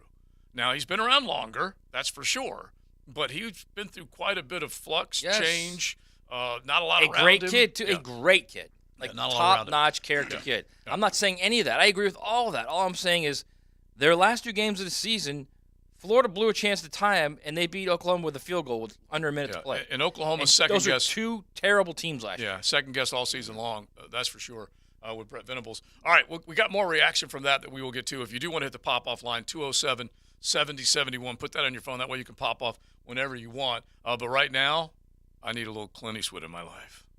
There's nothing wrong with that. I can tell you that. Speaking of guys delivering roses. Did you watch The Mule yet, JJ? No, I haven't. But I'm watching season 1 of True Detective, and it's everything that y'all promised it would be. Yeah. So good. I mean, So good. I was one of those people that was late to the game, and they told me to watch season 2 because it's like disconnected from season 1. Nothing's the same. And it sucked. And it sucked so bad that I never went back and watched season 1. Years later, I finally made the right decision. Thank you. All right, the good, the bad, the ugly. Some say that we might fit that description right here on XL Primetime. I'll let you make the decision on who's the good, the Apparently bad, the I do ugly. today, so. All right, There you now, go. Big Sirs. Yes. One of the top 25 players in Jaguars history. He can speak from authority and perspective. Let's start off with the good, my man. Yeah, let's start off with the good. You know what? Because I do enjoy doing the good. And my disclaimer for doing the bad and the ugly is that I may have people in here I know that are the bad and the ugly. We're forcing you to do it anyway, so it's really not. You know, so I mean, but I've got to do a job. Right? You do. We're forcing you. you, So that's my disclaimer for when bad and ugly comes around. Okay, so here we go. At number 8, my good draft picks by Jacksonville Jaguar history. Number 8, he almost didn't make it because he started off a little slow, but towards the tail end of his career, 5.5 sacks, 6 sacks. Hurt himself this year with the Achilles heel. Always disruptive, whether it's rushing the end or interiorly as a defensive tackle. Yeah. A hustle guy. 3rd round pick, DeJuan Smoot. I love that. I love the recognition because, honestly, he has been one of the guys, and we've been talking a little bit about this. I think there's been a little bit of a theme between 2nd-round picks and 3rd-round picks and maybe even a little bit further where you just flat out got value from a guy. True. What was he? Was he a 4th-rounder? He was a third. Third rounder. He was a third round pick. What I could truly appreciate with DeJuan Smoot is even during our terrible years, the 1-15s, the 3-13s. I mean, he still gave you, and he wasn't a starter. He was a rotational guy. Right. And he would still lead you in sacks as a team. Now, I don't know, that might be an indictment on the rest of the guys, but I always saw him as Charlie Hustle. So, right. DeJuan Smoot, that's my good. I think it's a good one. Matty? I love that he's going for value. I love that. Yeah. Because I'm not. I'm going all the way to first round here, and it's Hendu. I mean, in 2002, the NFL was still a run league. You still DTs were more value than DNs. If you had an elite DT, that's where it all began. I mean, you're talking about a guy who played 146 games for this franchise. Still got after the passer, 29 career sacks. Was just a rock in the middle. He and Marcus Stroud. To me, I look at that considering the type of ball that was played in the NFL then. He was a great pick. He was number 9 overall, and I think he's worth every bit of it. Yeah, a big, beautiful hen. Yep. You got the chicken, you got the hen, you got the rooster. That's perfect. So he's right there in the middle. He's right there in the middle. The hen. Look, I can't argue with that. All right, let me throw my good at you. And I, again, am looking for value. And I go into the 3rd round, and it's another guy that came in and was plugged in. And there aren't enough of those guys in this franchise's history. But it is funny that a handful of them have happened on the line. I'm giving Brandon Linder my number 8 selection of the good. And the reason is because he was a plug-and-play guy. He comes in the 3rd round. He immediately is asked to step in. He didn't play every single game, but when he started one of them, he finished all 15 of them. He started 15 games and finished as basically the full-time starter. And so you got to give him a ton of credit. He came out of St. Thomas Aquinas and 3rd-round selection, 93rd overall by way of the Miami Hurricanes. Wouldn't you like to have some of that productivity on that line, Big Sirs, down there? But he ultimately started 88 games in his career. And so Brandon Linder called it quits just a couple of seasons ago, and they have been okay as far as finding maybe the future of that position, also in the 3rd round. But I give Brandon Linder my good. All right, so that's 3 goods. Let's get to our bads and uglies coming up. They may seem the same to some of you out there because they probably are. Bad and ugly coming up next right here on XL Primetime. You're riding in the First Coast Honda Dealer Studios. XL Primetime on 1010XL. For most people, noon means lunchtime. What's wrong with lunch? At 1010XL, it means prime time. Josie, Matt, Leon, and Mia. Here's to lunch, anyway. Lunch, friends, and sports talk. Weekdays noon to 3 on 1010XL. Now, the Florida Gator Report on 1010XL. Brought to you by Darley's Plumbing. Trinity Thomas, the defending NCAA all-around champion, coming back from a lower leg injury, had a Hollywood moment yesterday, nailing a 9-9 on the vault, helping lead Gator Gymnastics to their 19th NCAA championship.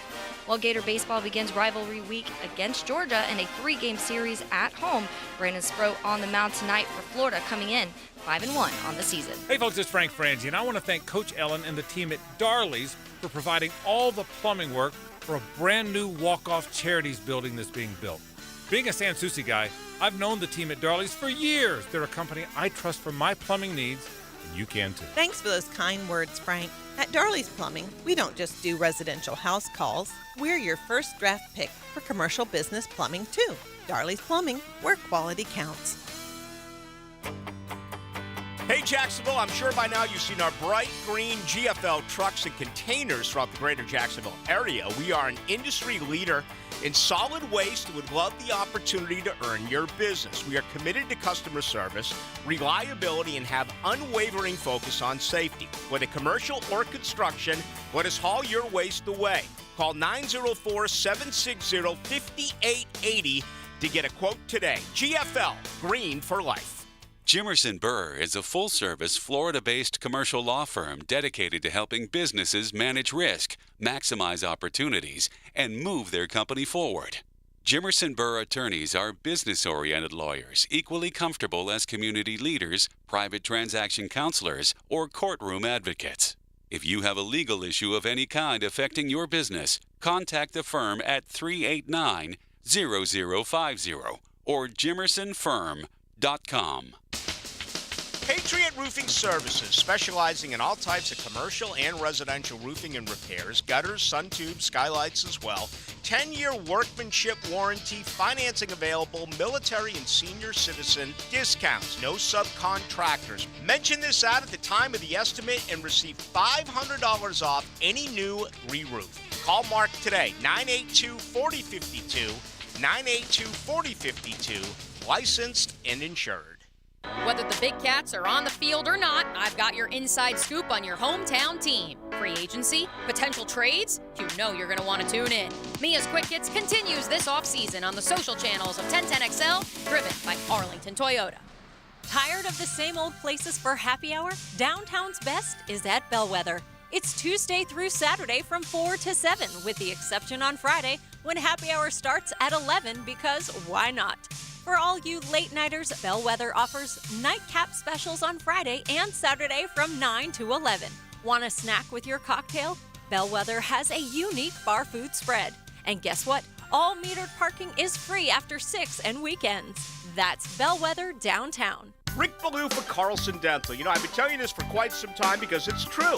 I hate going to the dentist, or at least I used to hate going to the dentist. I had total anxiety, and then I tried sedation, light sedation for cleaning and deep sedation as well for cavities and root canals. Folks, it's an incredible experience. So don't be nervous, don't be scared. Go to carlsondentalgroup.com. That's carlsondentalgroup.com for all of your dental needs.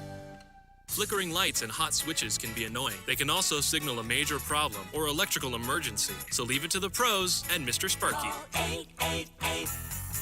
888-8-SPARKY. Your on-time electrician, Mr. Sparky of the First Coast. If you like live music, fun activities, and sipping your favorite drink at a tiki bar, you don't have to travel far or break the bank to make it happen. Island Oaks RV Resort is just past McClenny off of exit 333, offering all of this. Visit islandoaksrvresort.com to book your stay. Ballou here for Smunez Vision. Why Smunez Vision? Well, I've been with Dr. Neil Smunez now since I got back to Jacksonville in 2006. 37 years of experience he has. Smunez Vision is a family organization that focuses on personal high-quality medical and surgical eye care. Dr. Catherine Smunez is fellowship-trained in cornea and cataract surgery and all refractive surgery. Combined, that's 30 years plus in laser eye surgery. Visit SmunezVision.com today. Care you can see.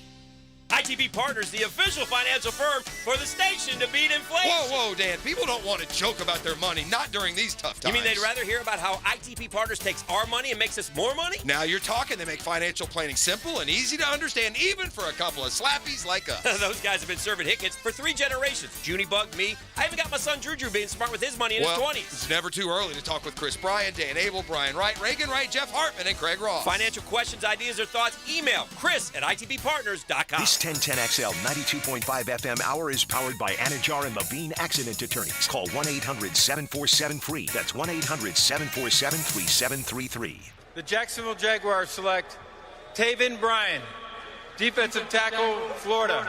They keep loading up, and Lewis, you mentioned it, his get-off is as good as anybody's. Look, they had the most expensive defensive line in the NFL already, and then Rich just got rich with this guy. When you talk about get-off, this guy will reset the line of scrimmage with a flat back and great hip roll. I know those are football terms, but trust me, when you watch him play, you'll know what I'm talking about. His back is flat, it's parallel to the line of scrimmage, and he's knocking offensive linemen in the backfield and just disrupting everything. And I'll tell you this, just because he doesn't have stats in terms of tackle and sack numbers does not mean he's not productive, because disruption is a form of production when you're talking about defensive line play.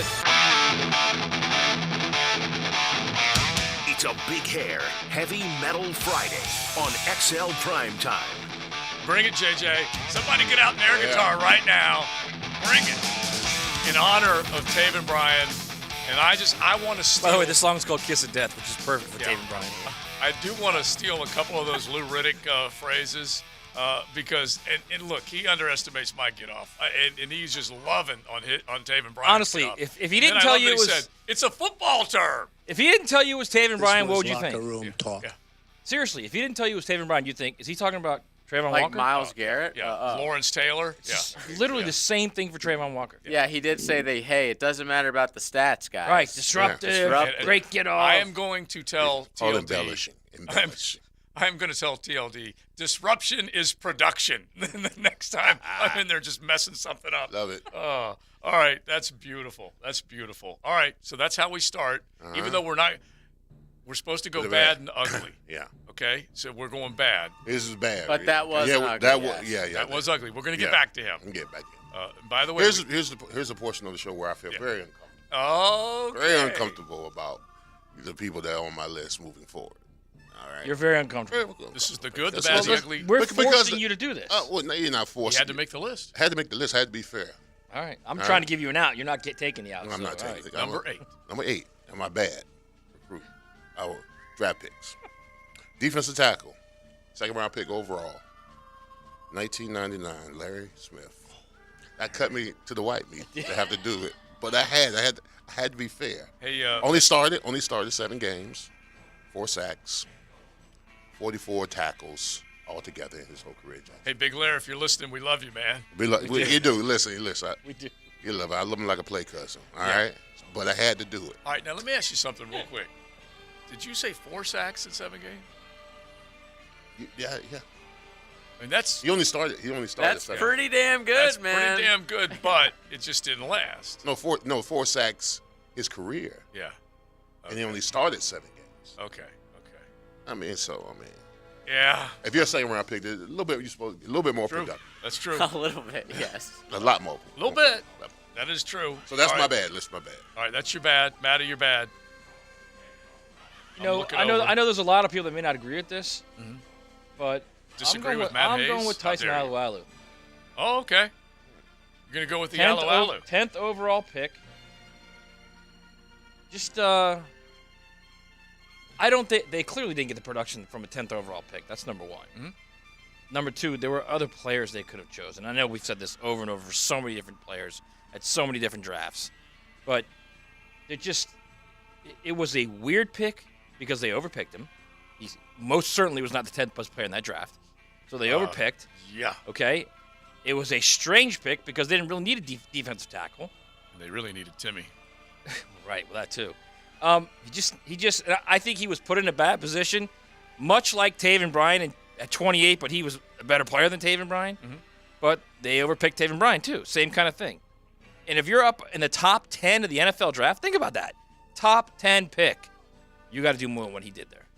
Yeah, and look, I'm gonna have him, and you need to give him credit for his career, but you said it, and I agree with it, and I'll echo it when he gets on my list. You cannot use the 10th pick overall for a quote good, serviceable, long career guy. You just can't, and that's basically the heading that he falls under. And the other thing that we've said a bunch about some of these guys, hey, great dude. Yeah, he was just Great dude. He was just solid. But you can't and he. But if he you're really top was. 10 overall, you cannot be solid. And right at this moment, if we're having a discussion, Pete Prisco would bring up the Oklahoma drill and how it originally hurt. It originally hurt him, Alu, with one of his early injuries, Right. and it set him back. But it's still, he was healthy and he was not disruptive. He was not. I have a repeat guy in the bad category, and it's T.J. Yeldon. And like we said yesterday, you cannot be that unlucky to go get one of the really good Alabama running backs and have that guy end up not lasting for your football team. He's not Trent Richardson bad. He was a high draft pick in the second round. He wasn't as high as Trent Richardson. Trent Richardson went in the top 5. Okay, so that was an ugly, ugly selection by who was that? Was that Cleveland that took Trent Richardson back in the day? Cleveland or Indy? One of them. Cleveland. Yeah. But the bottom line is, as we both discussed yesterday, T.J. Yeldon on your list, on my list, he may be on Leon's and Mia's list too, but you cannot be the 36th pick and be that non-productive and then also be a distraction and a nuisance and an embarrassment at the end of his career sitting on the bench with Leonard Fournette. That was bad. It's so weird, but it's gotten to the point now at the NFL you could even say that ETN was overpicked. Mm-hmm. Like, why would anybody pick a back in the first round? Yeah. Well, or even obviously, the first couple rounds. Even. Yeah. Obviously, we're learning now. But the one thing that they're probably learning as much as anything is if they pick them high, they're going to stick around for one contract, and then that's probably going to be it. Yeah. All right, the ugly. Big Sirs. Oh, well, the ugly, the bedrock of our defense when we suck. Mm-hmm. Very, very bedrock. I called him Velcro. Oh. Taven Bryan. Yeah, I mean, honestly, that was one of the best nicknames that was ever given to him because I would always joke that he looks like an offensive lineman because he's making sure that he doesn't, like he's stopping the other guy. And Velcro is what Leon came up with. He stunt double for the offensive line. He had to because he was always blocked. Right. Always blocked. Early on, he was always blocked. But he did beat Quentin Nelson for a sack. He did. Last year, which was. He did. Not this past year, the year before. The year before that, I remember that. Yeah, that should be highlighted. Yeah. He beat All-Pro. 10 years from now, he'll probably be telling somebody. Yeah, he will. But no, when Quentin Nelson goes in the Hall of Fame, he'll say, I got a sack off him. Yeah, absolutely. Did I ever tell you about that play in the NFL that I made? Yeah. Oh, yeah. That play. Oh, yeah. The responsibility. You played in the NFL? Yeah. So that's my guy. Ugly. Ugly. Number 8 overall, Taven Bryan. Yeah. My guy's a copy. It's Matt Jones. And I was thinking this early this morning. After you were defending the hell out of him? Hang on. That's what I'm going to say. I was thinking this morning. If he had been fortunate enough to be picked by the Patriots where he could have been in a structured system, you know what I mean? I love this take. He's 6'5", he's 230, he can run 4.3. Like, what could he have done there? You know what the New England Patriots would have done if he was lucky enough to land there? What? They would have picked him in the 3rd round. I understand all of this. All I'm saying is I would love to have seen him in a franchise where it was more structured. Or they would have picked him in the 6th round like they picked Tommy. Right. And they would not have picked him in the 1st round, 21st pick overall. That's what made it ugly. And like I told you, I don't disagree with that. Matt Jones was ugly the way his career finished here, and then also the team's decision was ugly. Yes. There's no doubt about it. My ugly is a guy that started quite a few games, but it just did not end up well at all, and it's one Khalif Barnes.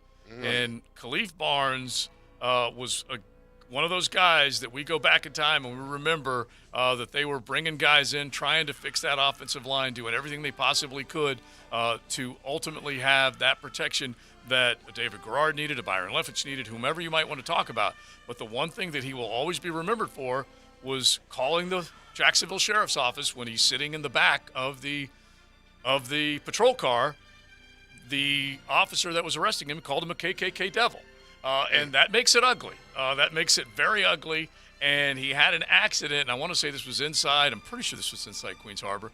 And maybe somebody can help me on the text line, Design by Lifetime Enclosures, that he was late to work for the Jaguars and said that he had an accident on his way out, and I think he drove his car in reverse and tried to recreate the accident that he had the night before. He did not. Yeah, because that's how it happened. He drove his Mercedes through Queens, and he just did not have a very good end to his career here. Wow. Left, became a starter again, but that's what he will be most known for, and that definitely falls under the category of ugly.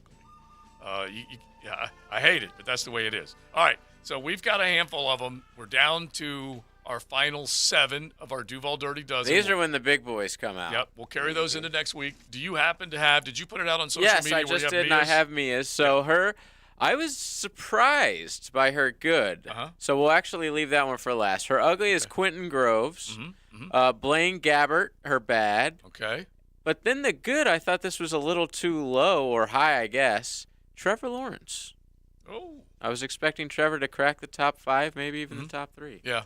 Well, and when you're picking number 1 overall, I think it's right now, if you're going to have one number 1 overall in the good, then the other number 1 overall may land in the other category, honestly, when you think about that. But, I'm trying to scan Leon and Matt here to see if they have Trevor on their list. You don't have to say anything. Just trying to read the room right now. Oh, you mean on the list in general? Yeah. Wow, I would be flabbergasted if they're not. Okay, I was just trying to read the room because I heard what JJ said. But, some people might go the way of he's only been there a couple seasons, so he doesn't deserve it. Let's just say over the next few days, you're going to see a lot of recent draft picks on mine. Okay. Okay, all right. That could fall in the good, bad, ugly. On all 3 categories. Yeah, all 3 categories. All right, Big Sirs, you are out. Yep. Ready to roll into a good weekend. I am. Looking forward to beach. Yeah, enjoy it, man. Soak up that Yeah, sunshine. Get it, man. Yeah. Hey, don't last time you remember, you almost passed out. Drink some water, bro. Remember? Oh, it yeah. got too hot for you. Oh yeah, well yeah, I remember that. Yeah. You see that cup right there? Yeah. You Right, might wanna throw that thing hydrate. up, man. Yeah. Did I give you that? Did you have that cup yesterday? Oh, there it is. Okay, I'm making sure you got it. Making sure it stayed in your possession. All right, Big Sirs is out of here. We got to talk draft with Eric at home. He is one of the guys who just really comes in with all sorts of intel when it comes to the draft. We're talking 24 with your Jacksonville Jaguars. So we'll say hello to him. 2 o'clock hour, Mark Long will at least chime in on that subject and then talk Gator spring ball. And the first lady coach, female coach to coach boys basketball right here on the First Coast, Charles C. Clark, will join us in the 2 o'clock hour. It's XL Primetime. The First Coast Honda Dealer Studios on 1010XL. The Internal Revenue Service is reported to be receiving $80 billion in additional funding for the 2022 tax year for unpaid tax enforcement. There has never been a budget increase this large in the history of the IRS.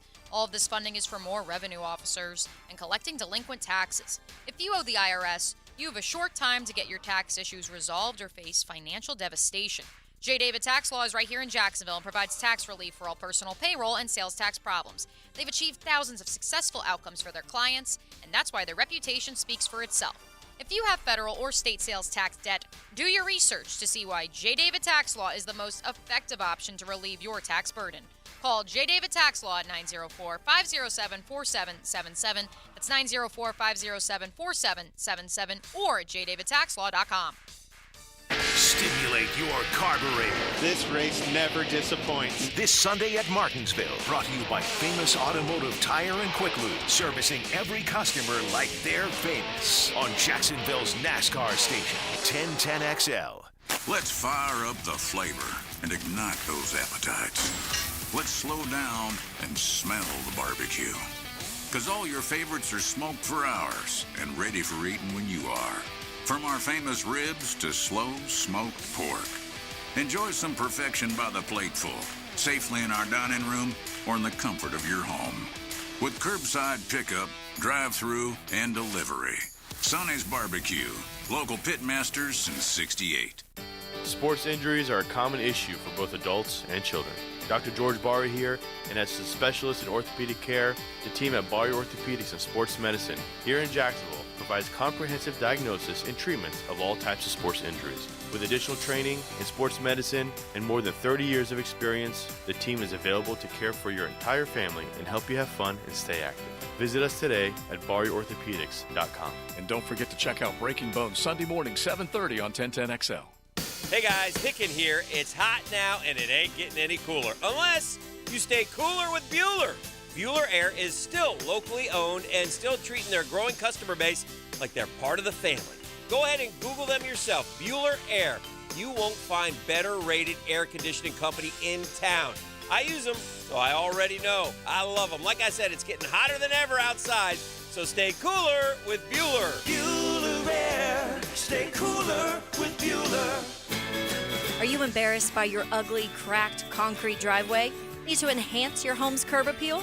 Stonecore on Phillips Highway is your one-stop shop for all your outdoor needs. Replacing with new stone pavers will transform your driveway into a stunning work of art. Say goodbye to unsightly concrete and hello to beautiful, durable pavers that last for years. Visit Stonecore today and let's beautify your home together. Stonecore.co. We do outdoors better. This Date in Sports History is brought to you by Southeast Orthopedic Specialists. On April 14, 1910, U.S. President William Howard Taft begins the tradition of throwing the ceremonial first pitch on opening day of baseball. In your next career move at the First Coast YMCA. Everyone can get involved and make a difference in your community at the Y.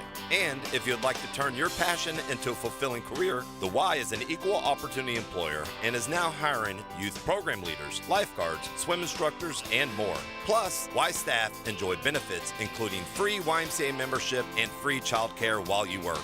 Find your passion, find your why in a career at fcymca.org. SportsForecaster.com has all the data you need to project tomorrow's winners. Register for free and track the performance of all your favorite players and teams, including all your fantasy team picks and prospects. Sports Forecaster has the most detailed player profiles on the web, precise depth charts, every transaction, every injury, every news update. No ranting or raving, no preening or barstool bluster. At SportsForecaster.com, you get the timely info you need for every game. SportsForecaster.com. Sign up for free today. Waste Management is paying a $5,000 bonus to CDL drivers and heavy truck mechanics for jobs in Jacksonville, Green Cove Springs, Callahan, and St. Augustine. Apply online at wm.com/careers. Equal opportunity employer. Ace Carline here from my friends at Claude Nolan Cadillac. I was just there for my routine service. They have more new cars now than any time in the past 2 years. An increasing number of vehicles continue to be delivered. No worries on rates. They have fantastic rates right now. There's so much more than just pre-owned Cadillacs in stock. Get down to Claude Nolan Cadillac today. Tell them I sent you. New or certified pre-owned. Begin your lasting relationship at Claude Nolan Cadillac off JTB and Southside across from Tinseltown. Servicing every customer like they're famous. But what does that mean for you? It comes down to the famous philosophy. You'll find a consistency at all 20 locations in friendly service, honest pricing, and realistic time expectations. They know when you find someone you trust to maintain your vehicle, keep it running right, and lasting longer, you'll stick with them. And that's the famous philosophy at Famous Automotive in Quick Lube. Ask about a fleet account for your business. This 1010XL 92.5 FM hour is powered by Anajar and Levine Accident Attorneys. Call 1-800-747-FREE. That's 1-800-747-3733. Now, another interview on the Farah and Farah phone line. Brought to you by the Accident Attorneys at Farah and Farah. Dude knows what he does. That's a good description for this guy. If you do it, you got to do it well. And Eric Edholm, he of NFL Media, NFL.com. Talking draft. He joins us right here on XL Primetime. E, welcome in. How are you, bud? I'm doing well. Appreciate that kind intro. Thank you. Well, facts are facts. Right. And you got to – listen, this is a guessing game. So even though you may not get them all right, you still got to know what the heck you're talking about. That's for sure. Right. And the difference for Duval, Eric, is trying to know what's going to happen at 24 versus number 1, which is not easy for us to figure out. That's for sure. Yeah, no, just big picture. This draft, I mean, at this point a year ago, I felt like I was in a good spot as far as knowing, who might land where and just kind of how all the pieces fit a little bit and just had a better feel for how the top 10, 12 picks were going to go. And the lack of quarterbacks at the top of last year's draft certainly eased that process a little bit. But right now, I mean, even the first 2 picks are up for speculation right now, and who knows what happens after that. I mean, there really are a ton of moving parts. So Yeah, it's gonna be interesting for the teams picking on the back half of round one and how it all shakes out. So Duval is conflicted. It's edge rusher, it's corner, it's offensive lineman. What are your thoughts on is there a possibility of getting an edge rusher at that spot 24 that could be an impact edge rusher, or are you more confident in just go with the O-line or go with the corner? Yeah, I mean, I think the good news is, though, those three positions, I mean, you could argue tackle is a little more top-heavy than those other two spots, but the depth is really good. So it's not as if, teams that come into this draft with needing a safety or a linebacker or a defensive tackle, those are probably, or interior offensive line, I would say, is maybe a little thinner, too. Those are kind of the thinner positions in this draft, whereas tight end, edge, corner, I think to a degree, tackle, running back, those are probably the deeper positions. So at least they have that going for them. And it's not one of those situations where you come on the clock and, you have to think, okay, if we don't take the edge rusher now, we'll never get one in round two. There's too big a drop-off, something like that. I think they can let the board kind of speak to themselves.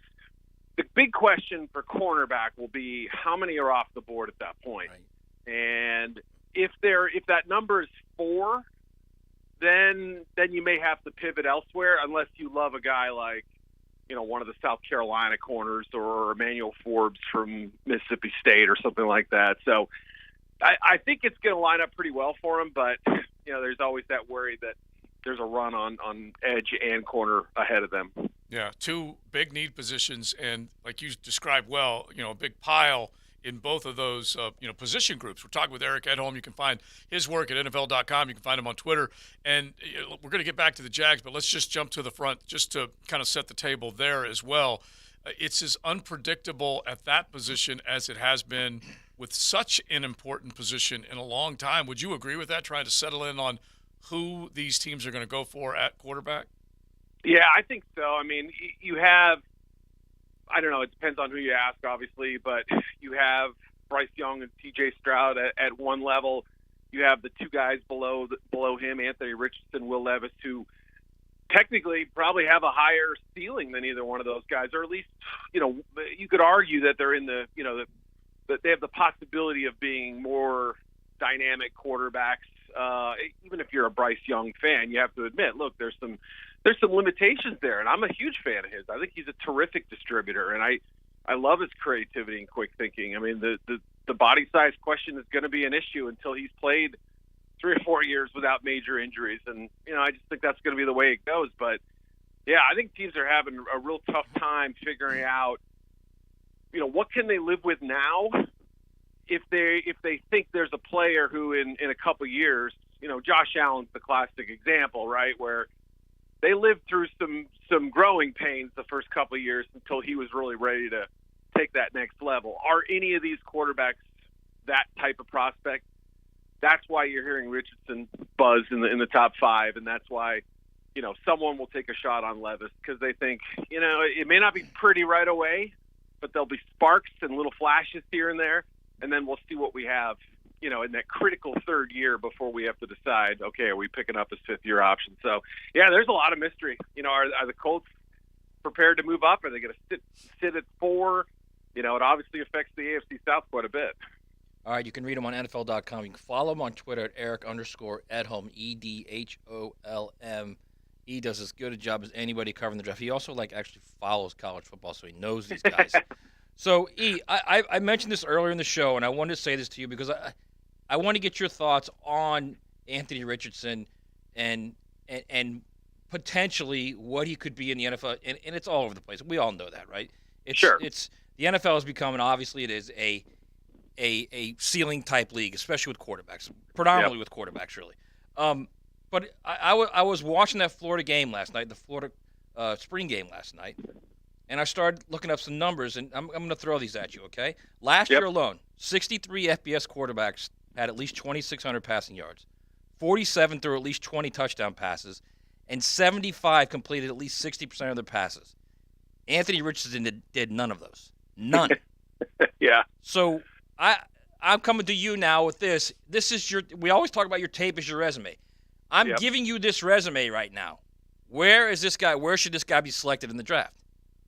It's a tough question. As you know, the positional, importance of quarterback is so much higher than any other spot, at least in the minds of, the people who put these rosters together, right? I mean, you could argue the analytics folks may actually tell you that it's less than that, but still, if you have a quarterback, you have a chance. If you don't, you probably don't, right? It would take so many things going right. So that in and of itself pushes them up. The fact that he hasn't, he's turning 21 in a month or whatever, that also pushes them up too. And I've noticed this trend too, where, teams are willing to live with a little bit of a smaller sample size with the idea that, okay, he's going to get better. He's going to have more reps. He's going to have, we're going to clean up some of that stuff that Florida couldn't. That's what they'll talk themselves into. So, the resume you just put out there doesn't read like your typical top 5 pick.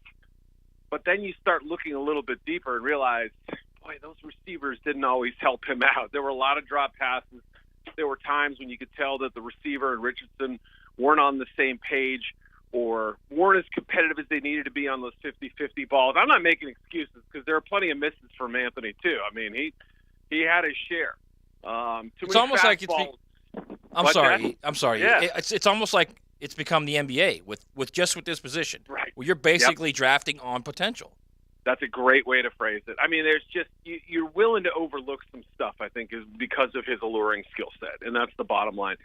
The word I've heard too is that coaches, once they've gotten involved in the scouting process, they've met him, they've kind of quizzed him, see what he knows, what he doesn't know. They feel like this is somebody who is teachable, who is humble, who is willing to put in the time and the work, and that alone is the biggest thing. If he had all these skills and the poor production and everything else, the small sample size, and there were questions about his attitude or his willingness to compete and put in the time, I don't think we're talking about a top 5 pick. I think that element of feeling better about him, in terms of, well, he's a young kid, what do we know about him? And that's helped him along the way, I think, as well as the physical stuff.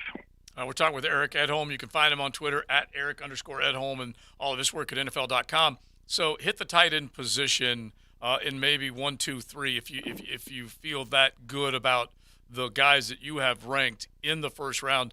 And if it were to fall, like you said, maybe the other selections were taken in front of Jacksonville where they might think tight end. Yeah, I mean, I suspect it's not going to be quite the first round bonanza that we may have thought a month ago or something. Luke Musgrave just hasn't played enough, I don't think, to warrant a first-round pick unless some team is truly in love with him. Darnell Washington at Georgia, obviously a fascinating player as well. Wouldn't shock me if he ended up slipping to the first, 10 or so picks of round 2, both kind of in that same area. I think they'll both be off the board by the 50th pick, but I don't know that they're first-round picks. Now, the good news is that Dalton Kincaid from Utah has gotten medical clearance, at least from his doctor. I mean, teams will have their own interpretations of, this lower back injury that he's been dealing with. It's non-surgical, so it's all been, him resting. But the good news is he appears ready for contact and ready to go. That should help him. I think he's a first-rounder. I think you start thinking about him at Green Bay, and, he's there at 15. Does he make it all the way to 24? I don't know. Mike Mayer, though, boy, as solid a tight end prospect as I can recall. Just there really aren't many weaknesses. Okay, he's not fast, but he can play. So, it's possible he's there. I wouldn't be totally stunned that he's available. And maybe a team like the Bengals gets itchy and trades up, but Mayer could be someone that they have to discuss on the clock if that's, the kind of tight end they're looking for. All right, Eric, big Georgia fan base here in Northeast Florida. Yeah. I'll ask you about 2 guys, okay? One, are we far enough removed from what happened with Jalen Carter with the chase and the clearly unfortunate tragedy of the 2 deaths that he was not, directly involved in, but that he was, they were racing? Are we far enough away from that to where it doesn't hurt him that much? And number 2, what do you think of Stetson Bennett, and where do you think he gets picked? 2 fascinating guys on 2 opposite ends of the spectrum draft-wise, obviously, but still 2 guys who can play. I mean, that's the bottom line. And, the NFL is about finding players, and they do have to sort through these character concerns and these off the field issues that crop up. With Carter, I kind of want to be careful what I say, but I don't know that everything has come out on him. I think there's still some stuff that may emerge on him. Wow. I can't confirm anything because you hear this second or third hand, you ask people about it, nobody's willing to say yes, that happened, or yes, I'm aware of that stuff. But is it massive, like stock crushing stuff? Maybe not, but it's also not a great look, maybe, if what I had heard was true. So it's just more context to what we already know. It's a little bit more of there might be some immaturity there. You might be concerned about that a little bit, but in a veteran locker room, in a with a team, a demanding D-line coach, an accountable organization, might be the best thing for him. He goes there and sort of feels that pressure. And look, he went through a lot. Obviously, I'm not trying to make excuses for the guy, but Right. You saw the weight gain and everything. So I mean, obviously, there's a lot of stress there. Stetson Bennett, I mean, I've heard anything from 5th round to undrafted. Some teams, I don't think, have him on their board. Some teams look at the athlete and say he can move and he can throw the ball and he's got a swagger about him. He's got big game experience. He's just not big. He's older, 25 years old. He does have the arrest in Dallas, and he does have, some other questions. But competitive fire-wise, you'd love to bring this guy and maybe push an underachiever, in training camp a little bit. But yeah, it's hard to know. I suspect he will get picked somewhere in day 3, but I've also had some people say they wouldn't take him. So hard to really know. But I think Carter, I still think there's a chance he goes in the top 10. I think like a team like the Eagles at 10 makes a lot of sense given their success and their stability. Bulldog Nation will be coming after Eric Edholm after that analysis. That's for sure. All right, so wrap up with the idea that the Jaguars have brought in scores and scores of edge rushers or defensive linemen in general for their official visits. We're talking like 2/3 of their 30. What do you, that can't just be a smokescreen, can it? I think you're looking at it the way that I look at it. I think that's a smart way to do it, which is, you can look at the names all you want, but to me, the positions, which position are they bringing in more than others? There's one spot that's overwhelmingly represented. That's the one. So it doesn't always correlate, but I think it is a pretty good indication that they want to add some more at that spot. And I think the late first to kind of mid 3rd round range is going to be pretty strong at edge. I think there'll be some good candidates. So, a guy like B.J. Ojulari from LSU has gotten a little bit a buzz lately, but I still think he's underrated in a lot of regards. So, and he might be some team's 5th best edge. I mean, that's just kind of how deep this class is, I think. So it's a good group overall. I don't know what they think about a guy like Will McDonald, especially coming off, Caleb Chase on that experiment. They're kind of similar sort of body types. Maybe that's not their thing. I don't know. So they may slim it down a little bit. All right, he's our top 5 pick, I can tell you that. Eric, fantastic job, brother. Read him at NFL.com. Eric Edholm. Appreciate it, man. All right, guys. Have a great day. Thanks, dude. Eric_Edholm on Twitter, and you can get all this stuff right there at NFL.com. And McDonald is a guy that is at least somewhat appealing, but yeah, you're right. If you start putting him in that, I think Ojulari is the same type of player. They're the same player. Yeah, but it's our argument, and I love having it with you. It's that size. We're talking McDonald's less than 240, correct, or around 240? Yeah, so's Ojulari. Yeah, and so you got to be fearful of a guy that carries that long, angular body that's quick against a less than NFL talent tackle in the college game versus getting around big men like Surse in the pro How many of game. those guys have made it big in the NFL? Yeah. The like Brian Burns the has. long, slender guys. Yeah, you could name a few, but not. Brian Burns is one. Yeah. And so there's a few of them. I'm trying to think of Bruce Irvin, what you would call his career or classify his career, good and bad. Mixed, but there's definitely been some good in it.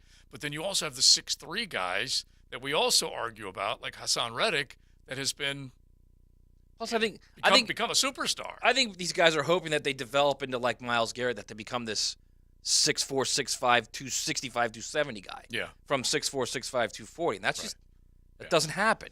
All right, we'll get the defensive intake as far as where we think the Jags might go with our man Mark Long, but he was also down in Gainesville with the orange and blue game, so we'll start there. Go from the orange and blue to AR to the Jags. That's next right here on XL Primetime. Buckle up.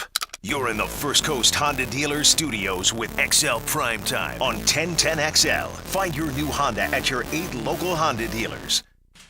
Mia O'Brien here for my friends at Duck Duck Rooter, the experts when it comes to all things related to plumbing and septic.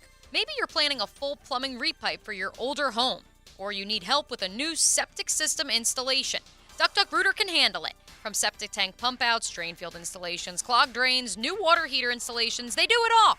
Duck Duck Rooter is a proud partner of the Jacksonville Jaguars. So when you're stuck, call the Duck, 904-862-6769 or online at duckduckrooter.com. What an absolutely gorgeous day. Warm sun, beautiful women, and the air is just right for 1010XL. It's time for some University of North Florida baseball. The Ospreys host the Florida State Seminoles Wednesday, April 19th at Harmon Stadium. First pitch at 6:05. Reserve your seat now at unfospreys.com/tickets. Come cheer the Ospreys against the Noles Wednesday, April 19th. Get your tickets today at unfospreys.com. Swoop! Spring is a key time for selling homes in the Jacksonville area. Now's the time to hire the agents with a proven marketing plan to maximize the price of your home and fast. Now is the time to hire the team. We're recommending Chad and Sandy Newman. What do you get with Chad and Sandy.com? How about the Chad and Sandy guarantee? A guarantee your home is sold at an agreed upon price and deadline, or they'll buy it. So any problems you think may be out there, they're not there because Chad and Sandy can handle it for you, the real estate experts you can trust. Maybe you want to maximize your equity now while you can, but you're not sure where to move to next. Not a problem with Chad and Sandy, who, again, I don't know how much more of a guarantee you need. Your home will be sold at an agreed-upon price and deadline, or they will buy it. Go to chadandsandy.com. That's Chad, ANDSANDY.com, or call today at 904-414-6200. chadandsandy.com. I'm Dr. Mitchell Yass, the most unknown world-renowned expert on pain elimination. That's right, elimination. If you've tried medications, injections, physical therapy, chiropractic, even surgery, and still experience pain, then say yes to Yass. I have successfully used the Yass method for over 30 years to help thousands reclaim their lives. To learn more, call me at 904-906-YASS. Let's end your pain and say yes to Yass. Home of the Jaguars. WJXL AM Jacksonville Beach. WJXL FM Jacksonville Beach. Hicken here. If you're looking for a winning team to clean your carpets and tile, Zero Res, #1 in the country for customer satisfaction, and they were named Franchise of the Year.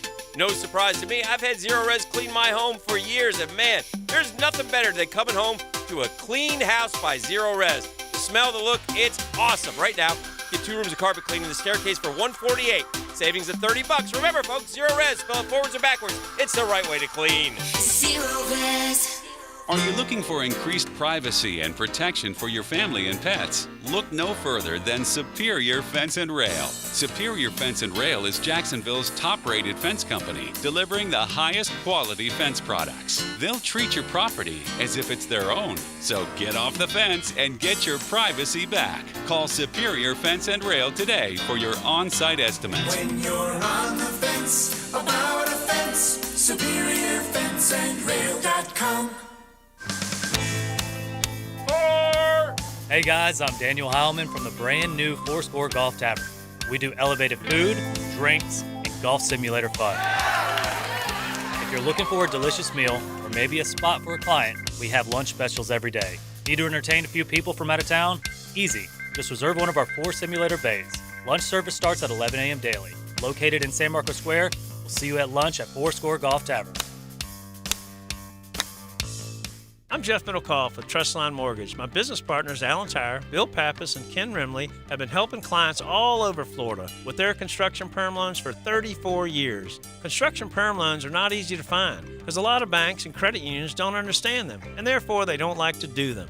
Well, your problem is solved. Trustline Mortgage wants to help you build your dream home. Our construction perm loans are single close, so you save money by not having to close twice, like with other lenders. Some of our construction perm loans allow you to lock in your interest rate up front. And if interest rates go down, we'll give you the better rate. We offer up to 100% VA loans, up to 96.5% for FHA loans, and up to 95% for conventional loans. Call Trustline Mortgage today at 381-LOAN. That's 381-LOAN to find out how we can help you build your dream home. Or visit our website at trustlinemortgage.com. Trust your instincts and follow the line to Trustline Mortgage.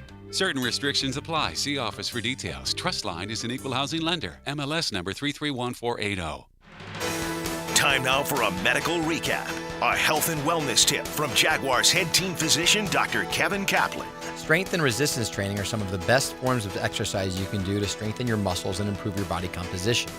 It may also lead to important improvements in metabolic health, meaning your blood sugar levels are easier to manage, and it also increases how many calories you burn at rest. The Physical Activity Guidelines for Americans recommends resistance training twice per week in addition to cardio training. Let's get fit, Jacksonville. This is your Southeast Orthopedic Specialist Local Sports Update brought to you by Woody's Barbecue. I'm Taylor Dahl for 1010XL. Florida Gator Orange and Blue spring game took place yesterday as the Gators figure out who they are starting at quarterback. Well, after the loss of Anthony Richardson to the NFL, the voice of the Gators, Sean Kelly, talks about that QB situation to the Frangie Show yesterday. I think that we'll head into August with that competition still wide open. And most people I've talked to that have been around this program for a long period of time, they can't remember the last time that Florida kind of transitioned to the summer without knowing really who their number one was at that position. 84 degrees at 2:02. Time and temper brought to you by Bueller Air Condition. Stay cooler with Bueller.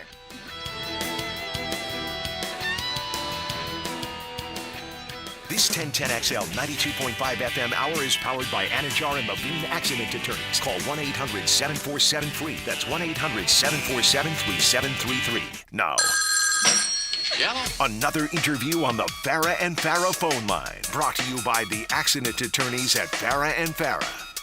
All right, we got a bunch to get into, so let's get in with our dude, Mark Long. He of the Associated Press at AP. Mark Long covers the Gators, the Jags, and whatever else is cooking in these parts. Mark, what's up?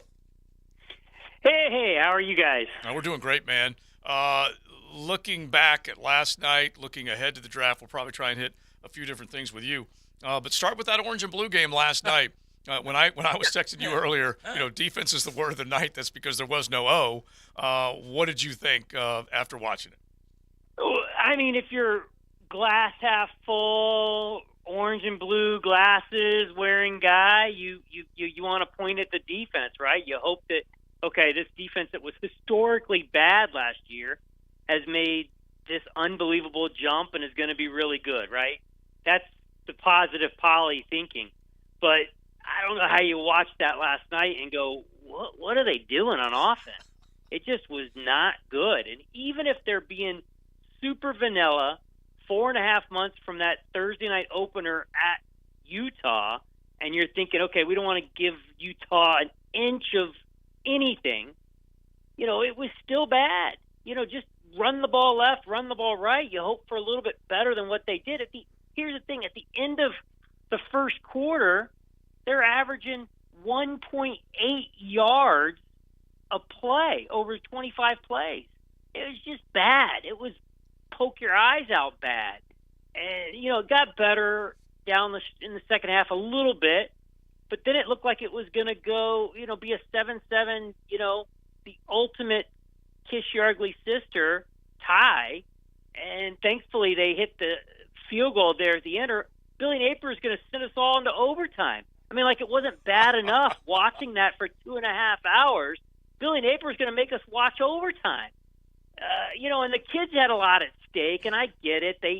Steak, no pun intended, but it was going to be steak and lobster tail for the winning team, and then beanie weenies and rice for the losing team. Now, he's taking a page right out of Urban Meyer's book, but again, so I get why it was a celebration and whatnot, but offensively there was nothing to celebrate, or very little to celebrate from watching that thing. Okay, so you still there? Yeah. All right. Thought you dropped the phone. That Mic was it. drop. Mic drop. Mic man. drop. Mark's I was, gone. I was gonna say. I mean, he nailed it. So listen, bro. This is what I'm thinking about this whole thing. Is we've had year one of Billy Napier, the quarterback coach, offensive coordinator, play caller. Okay, and we saw what happened with Anthony Richardson. Now you can blame it on Anthony Richardson. You can blame it on Billy Napier. I'm willing to give both of them problems. They both were part of the problem why their passing game was so poor. All right. If they go through another season of quarterbacks that are playing subpar, that are just average guys, and they go 6-6 again, at some point you've got to say, all right, he might need an offensive coordinator. He might need a quarterbacks coach. He might need a play caller. Would you agree with that? Yeah. In fact, I think there are people in the building right now who are already at least thinking that way or considering that. They're not necessarily out there beating that drum, but that conversation has happened inside that building. Is Billy Napier stretched too thin? And let's not pretend like NIL hasn't changed the landscape of college football. The guy, it's hard enough to coach in any league, let alone the SEC, and then you add on being the quarterback's coach, the offensive play caller, the special teams coordinator for all intents and purposes, and, so you add all that on, then you got to be the CEO and manage what we're seeing with the transfer portal and NIL on top of the transfer portal. That's a lot. That's a lot for anybody. That's a lot for Nick Saban. And so I think what you're seeing is you're going to see is either you're going to see these college football programs hiring a general manager, or you're going to see these head coaches giving up some of the day-to-day that they put on their plate. And for Billy Napier, maybe that's giving up being the quarterback's coach. Maybe that's giving up being the offensive play caller. Or maybe that's giving up being the guy in charge of NIL, being the guy in charge of who to go after in the portal and who not to go after in the portal. All those things are create a lot for anybody. And so it's hard to navigate, especially when you're in year two in the SEC at a program like Florida, where this is a pretty hefty rebuild already without all those things that we've tacked on. Yeah, it really, if you're in charge of everything and everything is not going well, then that is a problem. We're talking with Mark Long. You can follow him on Twitter at AP Mark Long. A little podcast work, Associated Press covering the Gators and Jags. Let's get to AR and then we'll jump to the Jags. Anthony Richardson, he was signing autographs, selfie, picture-taking guy last night. It probably made Gator fans, please run out there and play a little quarterback for us. Please, please, please. Well, maybe not, actually. Yeah, well, comparatively speaking is what I'm saying. In other words, his on the sidelines make them miss him even more, type of deal. But anyway, all the chatter, Mark, of him being number one, maybe, top 5, maybe, top 10. What do you think? Top 10 for sure. Mm-hmm. I would be surprised if he went 1 overall, and not because I don't think that there's upside, and I don't think that somebody will look at him and say, he can be the number 1 pick, or that he's got potential to be better than Stroud or Young or Levis. I could see some team falling in love with him and doing that. The intangibles are there, the upside's there. I could see one of these guys. Coaches are arrogant, right? We could see some coach along the way go, he hasn't been coached properly. I can get him to the next level. I could do this. We can do this together, kind of thing. That happens in the league, right? So I could totally see it happening. I would be a little surprised if he's the number 1 overall pick, and I would be a little surprised if he's, if he goes 2 or 3, or maybe even 4. I'd be a little surprised. I think he's probably 5 to 10. I do think somebody at some point will maybe take a flyer on him. And I'm not saying I guess taking a flyer. Somebody will see him and go, he's too much of a talent, too much of a possibility here from an athletic standpoint to pass up. And whether that means somebody trades up to 3 or trades into the top 10, that part remains to be seen. But I would not be at all stunned if somebody either trades up for him or takes him in the top 10. Now, again, like I said, top 5, a little bit different story. I wouldn't be stunned, but I don't think if you're trading up for a quarterback, I don't think Anthony Richardson's the guy you're trading up for. All right, so I would be the last that person that people would say is bullish on the Jaguars, okay? But for some reason, there's a narrative now in this offseason that, well, they were just 9-8, and the Titans had to lose 6 in a row just to win the division, and they're also the team that could have beaten the Chiefs in Kansas City. You know, a game away from the AFC Championship. So I look at this 24th pick as this guy's got to hit. He's got to hit, and he's got to play right away. That's why I don't understand the idea of an offensive lineman who's probably not going to play, who's going to be your swing tackle. What are your thoughts on where they go? Yeah, no, I think they have to take a starter at that pick. They have not been, and I'll give them credit for Evan Ingram. I'll give them credit for trading for Calvin Ridley. Let's be honest, Calvin Ridley's kind of like their big free agent move, right? Even though he's a one-year deal. Bringing back Evan Ingram's really one of your big splashes. Those are their 2 splashes. They don't count, right? But they are. So when you look at it, they haven't done much. When you're talking about, Dewey Wingard being the big free agent signing, right? So I look at them and I go, they absolutely can't take best player available at 24, no matter what they say. It's got to be best player available at a spot who can play right away. They have to get a plug-and-play guy at 24. And I don't know, maybe that's at guard. There are people in that building who don't think they were very good in the middle of that offensive line last year. Now, they do think Fortner's going to be better in year 2, but, they could certainly get a lot better at left guard. Do they need a swing tackle? Yeah, but I'm with you, Matt. I'm not taking a swing tackle at 24. Give me a guy who can play and play right away. I would take a left guard. I would take any spot on the defensive line because I do think there's possibility there. And when you look at what they've built there with Josh Allen being in his 5th year, Kayvon Chason will be gone after this year. They got holes there. They got holes right now, and they got holes for the future, and they certainly could use an upgrade. And then the other spot is cornerback, and I'm not sure I take a nickel cornerback at 24 unless I think this is a nickel cornerback who could be better outside down the road, whether that be year 2 or year 3. But those are the spots. I would be stunned if they go in any other position other than offensive line, defensive line, or cornerback. And if you had me rank them, I'm going to say I would probably go cornerback, D-line, or D-line cornerback, and then offensive line next. I'm not taking a tight end there either, Matt. Yeah. Okay. All right. Well, listen, we got a couple weeks to figure this bad boy out. Hopefully we'll get you on, see if that opinion changes with the tight end because that's still a key one. That's a one-man room right now, Mark Long. All right, now, before you go, real quick, just love on yourself. Where can they find you on the podcast? I tweeted out. I'm with Edgar Thompson. I'm on Edgar's. It's Edgar Thompson's podcast for the Orlando Sentinel, Swamp Thing. So we tweet it out every week. We're on there. Okay. All right. Just want to make sure we give you a look. Nodding it along. I like it. I like it a lot. It's 2 old men screaming at clouds. That's really what we are. That's a great. Is that the name of it? Because that's a great name. No. It's Swamp Things podcast. But we've talked about Get Off My Lawn or 2 old guys screaming at clouds. That's pretty good. Yeah. All right, Vic. Thank you, man. We appreciate it. We'll talk to you soon. Thanks, brother. No problem. Take care, guys. All right, Mark Long. And look, the Jags plug and play definitely means something. So we will stay on that theme before our day is done because you got to walk in and make a contribution. At least that's where this football team is. Anyone who thinks it's done on the defensive side, no, it is not. Cruising with XL Primetime in the First Coast Honda Dealer Studios on 1010XL.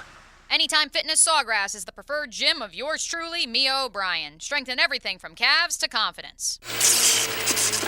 What are you doing? You touched that switch and... Which one, this? 1010. More power. 1010XL. Buying a car can be stressful, especially one sold as is or with no warranty. Do the 7, 10, or 30-day warranties leave you wondering what will happen on day 31? Stop. Car buying doesn't need to be so stressful. Beaver Toyota and Beaver Chevrolet now offer the exclusive Beaver Certified program protecting your used car for 7 years or 100,000 miles. That's right. Certified Hondas, Fords, Nissans, and any other make you consider now come with the peace of mind you deserve. Shop worry-free at Beaver Toyota in St. Augustine or Beaver Chevrolet in Jacksonville. Don't walk. Run to the Jacksonville Sharks for their first home game against the San Antonio Gunslingers this Saturday, April 15th at 7 o'clock at VyStar Arena. It's affordable fun with tickets as low as $15. Dust off your best 90s outfit, tie-dye bomber jackets and cargo pants, and get ready to party for the Sharks' longtime fan favorite 90s night. Saturday, April 15th. 7 o'clock at VyStar Veterans Memorial Arena. Call 621-0700 or check out jacksharks.com for tickets as low as $15. Fins up. Jacksonville Orthopedic Institute is the sports medicine leader in Northeast Florida. We're proud to be the official sports medicine provider for your hometown teams, including the Jaguars, Sharks, Axemen, Armada, and the Jumbo Shrimp. We have the most cutting-edge resources for sports medicine care, including active armor casting, Alter-G anti-gravity treadmills, and highly trained physicians and athletic trainers. JOI is truly where the pros go, and so should you. I was on the go, it was time to eat. I said, baby, grab a Danny, cause there can't be beef. She got something else when it was time to choose. And after just one bite, I got that soggy sandwich blue. Should've known better, only Danny will do. Got that hometown flavor creeping up on you, yeah. Stay connected to Gainesville with the Florida Gator Report. Join me, Taylor Dahl, as I keep a close eye on everything that happens in Gator Nation. Brought to you by Darley's Plumbing, where quality counts on 1010XL. Prosser here for Lifetime Enclosures and Lifetime Flooring. With the weather starting to turn for the better, look ahead. Get that backyard ready for spring with a new screened-in enclosure. Maximize the space you have and make it great with Lifetime Enclosures and Lifetime Flooring. They truly are best in the business. If you have the space and the idea, give them a call today. Lifetime Enclosures and Lifetime Flooring. Showroom just off Phillips Highway. Tell them Prosser sent you. Servicing every customer like they're famous. But what does that mean for you? It comes down to the famous philosophy. You'll find a consistency at all 20 locations in friendly service, honest pricing, and realistic time expectations.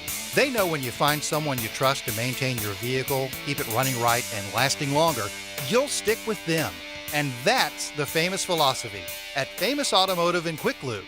Ask about a fleet account for your business.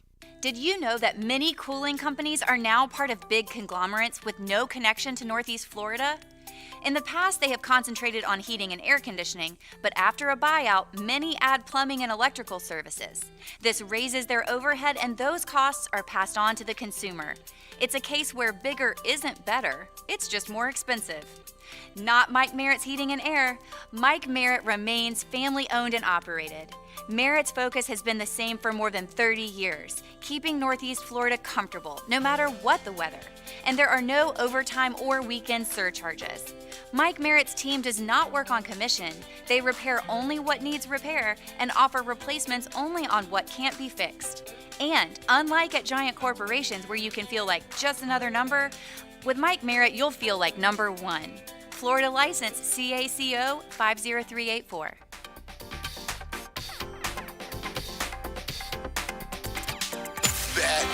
Bet on the ball game. Get your money down. Money lines, totals, and parlays.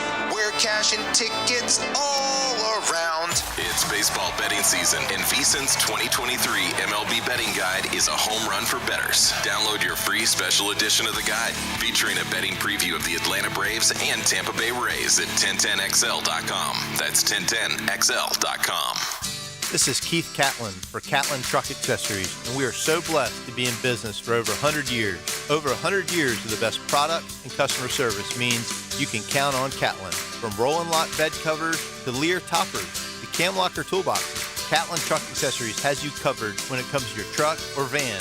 We do those too. Got a fleet of vehicles? We can outfit them all. Who can you count on? Count on Catlin. One name, one location, 100 years. You can count on Catlin. This 1010XL 92.5 FM hour is powered by Anajar and Levine Accident Attorneys. Call 1-800-747-FREE. That's 1-800-747-3733. Now. Yellow. Another interview on the Farah and Farah phone line, brought to you by the accident attorneys at Farah and Farah. The story goes, she'll become the first woman to be a head coach of a boys varsity basketball team here in Duval. And so that's where the round of applause is. We say hello to Chelsea Owen Clark, who joins us now on XL Primetime. I like to call her my godchild, too. Welcome in, Chelsea. How are you? I'm good. How are you? I'm great. That's pretty exciting news. Your family's happy, as you might imagine, and the idea of you taking on a boys basketball team at Atlantic Coast after such a successful run at Bishop Kenny as the girls basketball coach, and then on to UNF, and now coming to Atlantic Coast. How excited are you? I'm really excited. All a little unexpected, but super pumped to get back on the sideline, and I couldn't stay away from it for too long. So, Chelsea, first off, I love when you call him Uncle Joey, which is great. So you can do that anytime you want, right? At the end of the day, ball is ball, right? You're teaching the fundamentals of basketball. Correct. So there's literally nothing different from it being a man or a woman, then, right? I mean, in your eyes.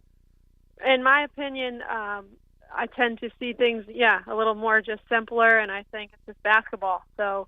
I said this yesterday in an interview with Atlantic Coast that, there's women across all industries leading men, surgeons, pilots, sports is just a little bit behind in that regard. Now, what do you think would be the biggest challenge when you say, okay, because, the piece that Channel 4 did, news4jacks.com, you can go read the story, and you can see Charles's quotes, and the fact that a lot of basketball players around here wanted to come in and learn from you, and I think that's a testament to what you can do. Yeah, I think the biggest piece and the challenge that any coach faces is just making sure that they can relate to their players, because one of my favorite quotes is staying relevant is super important, and I think that my ability to connect with young men is probably going to be what most think is my biggest challenge, and the confidence that, my past and working with players from all levels, I think I feel pretty confident in the ability to be a mentor for the guys that I'm going to lead. So, Chelsea, I'm sure you may not know what your entire team looks like, but based on what's coming back from last year, what is your team? What's it look like for you? Yeah, I went ahead and pulled a roster off Max Preps. I believe I have 11 returners.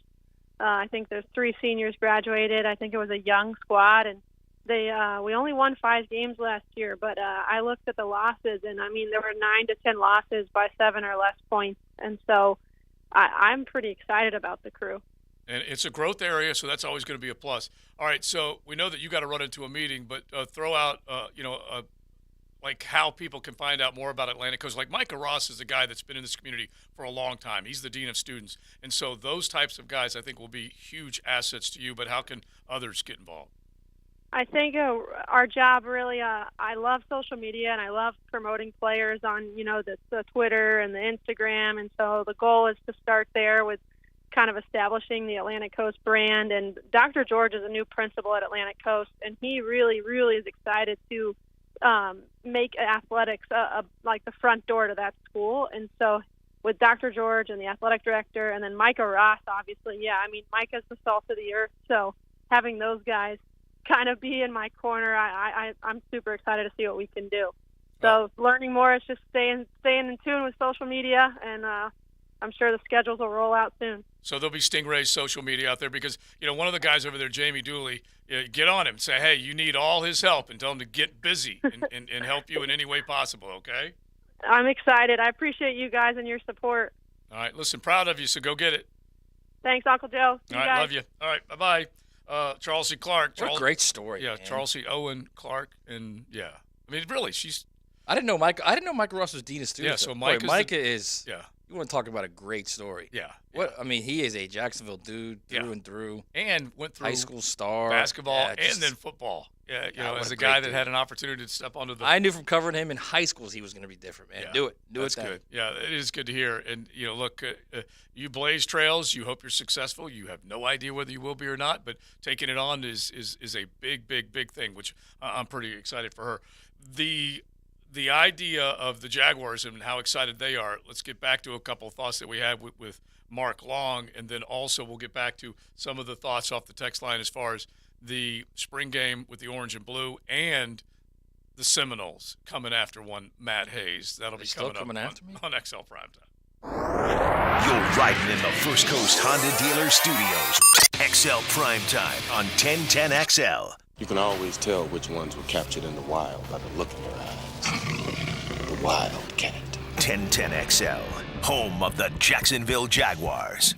Hi, I'm Sean Monahan from Monahan Jewelers in Atlantic Beach. Monahan Jewelers is your local family jeweler for 44 years with a huge selection of GIA certified diamonds, gold, fine gemstone and diamond jewelry, and designer brands from all over the world. With our interest-free financing, we make it easy to acquire the perfect gift. Monahan Jewelers also specializes in custom jewelry design with thousands of customers all across Jacksonville. Come experience our beautiful selection of fine jewelry at your local family jeweler, Monahan Jewelers in Atlantic Beach. This is Dr. Kevin Murphy. Thanks to the coaches and the schools who believe in our team at Southeast Orthopedic Specialists. This is Head Coach Ferland Dormery of Trinity Christian Academy High School. Our athletic program selected Southeast Orthopedic Specialists to work with our state championship football team and will continue to use them. We recommend Southeast Orthopedic Specialists. Relieve pain and get back to life. SOS. Southeast Orthopedic Specialists. Jacksonville is a great place to live. And if you love where you live, you should invest in it. That's why more and more people bank with One-to-One Financial, Jacksonville's hometown credit union. We invest every penny back into North Florida, backing the very best small businesses, nonprofits, and of course the family home. Why put your money with some big out-of-state bank when you can invest in where you love to live? One-to-One Financial. We're your hometown credit union. Sign up today at one-to-one-fcu.org. Federally insured by NCUA. The Jacksonville Icemen have reached the Kelly Cup playoffs once again. But before they begin their quest for the Cup, there's one final home game to close out the regular season this Sunday against the Orlando Solar Bears at VyStar Veterans Memorial Arena. Get there early for a pregame awards ceremony to recognize the achievements of the Icemen players this season. Sunday is Fan Appreciation Night as we honor the best fans in the ECHL. Tickets for Sunday's game and the first two playoff games are at Ticketmaster, JacksIcemen.com, or call 602-PUCK. Icemen hockey is lights out.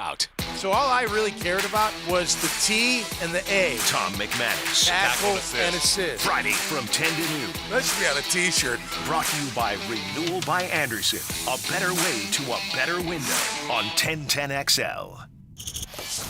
Drivers and heavy truck mechanics, if you like sports, then you're going to love working at Waste Management. We have a team atmosphere here where we're looking out for one another. We jump in to help out. Listen up.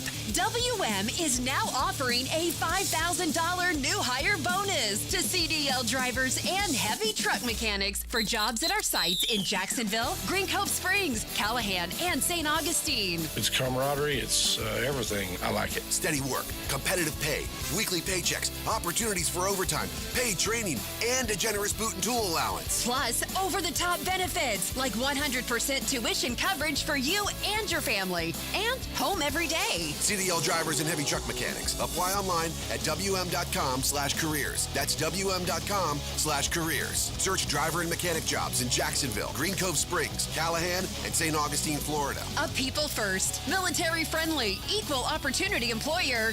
We are WM. It's tune-up time, and Florida Home AC, the official AC partner of the Jaguars, wants to partner with you for a cool summer season.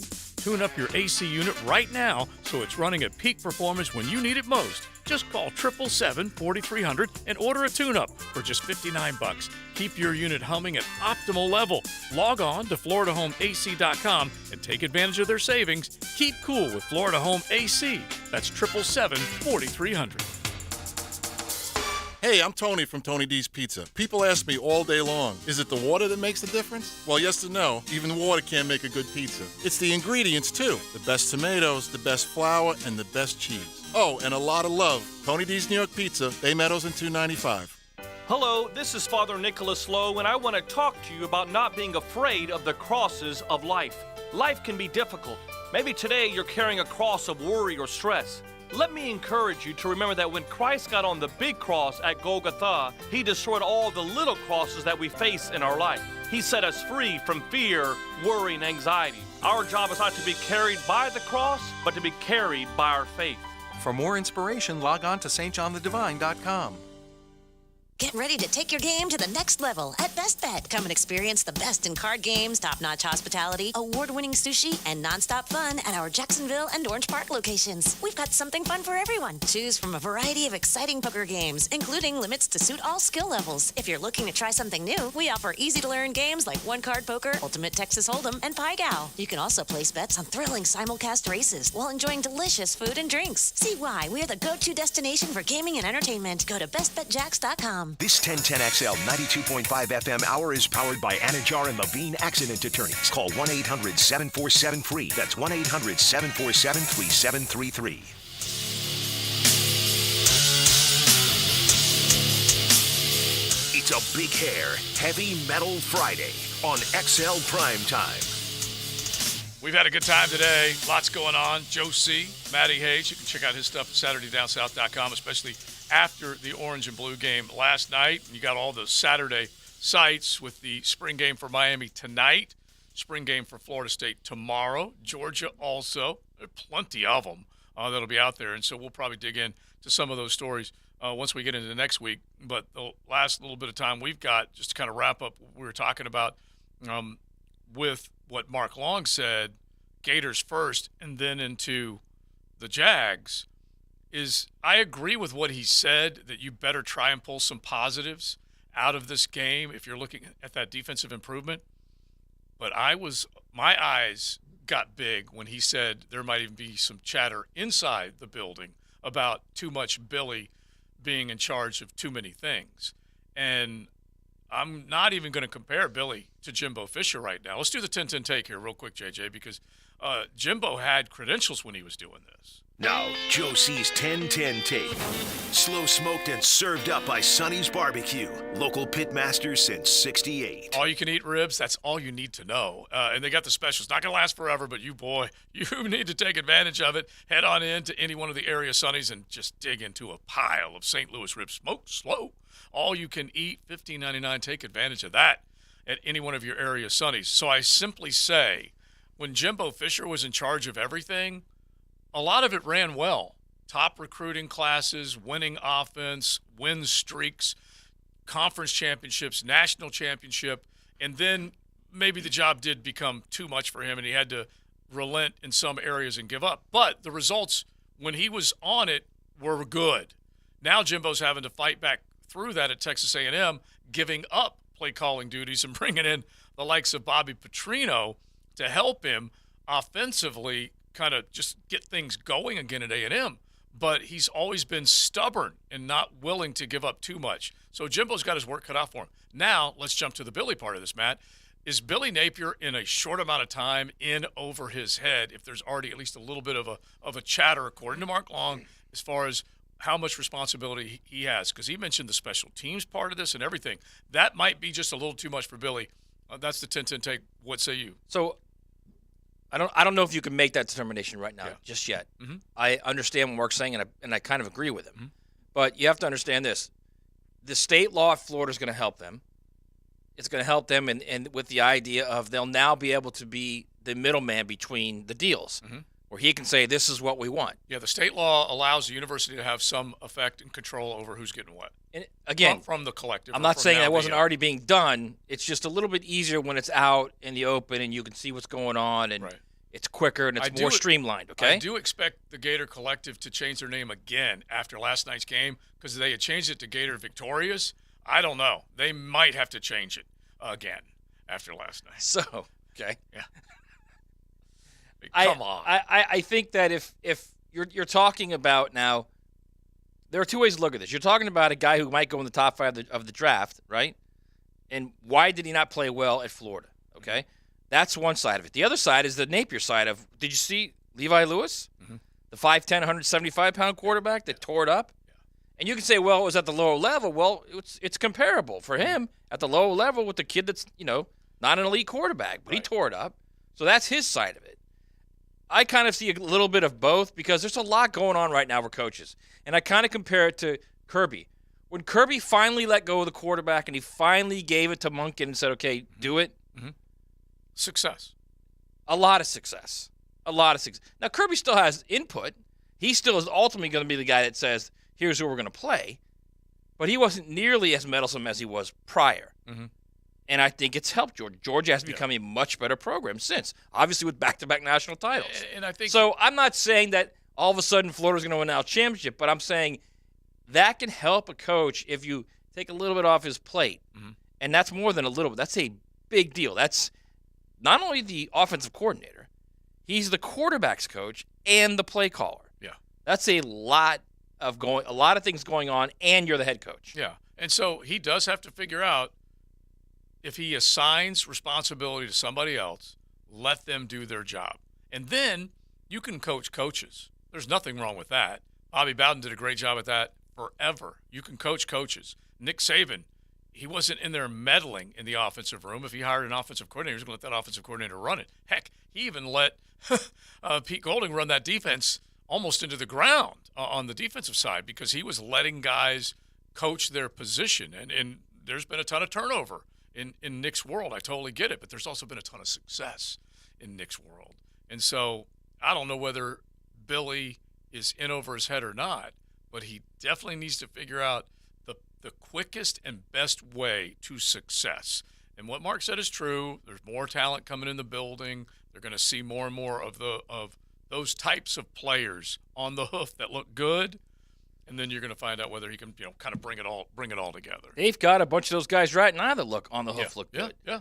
Kelby Collins is one of those guys. Jackson's one of those guys. Cersei's one of those guys. Yeah. Banks and Jackson are two guys that I really like. Number 12. Mizell's one of those guys. Yeah. And heck, Marcus Burke made a nice reception for a touchdown in the back of the end zone. He is a big kid out of Trinity. We talked to one of his teammates in Austin Barber about him, and I liked seeing that. That was improvisation, let's just call it. Who threw that one? Was that a Mertz throw? I think it was a Mertz. Yes. Yeah, I think it was a Mertz throw.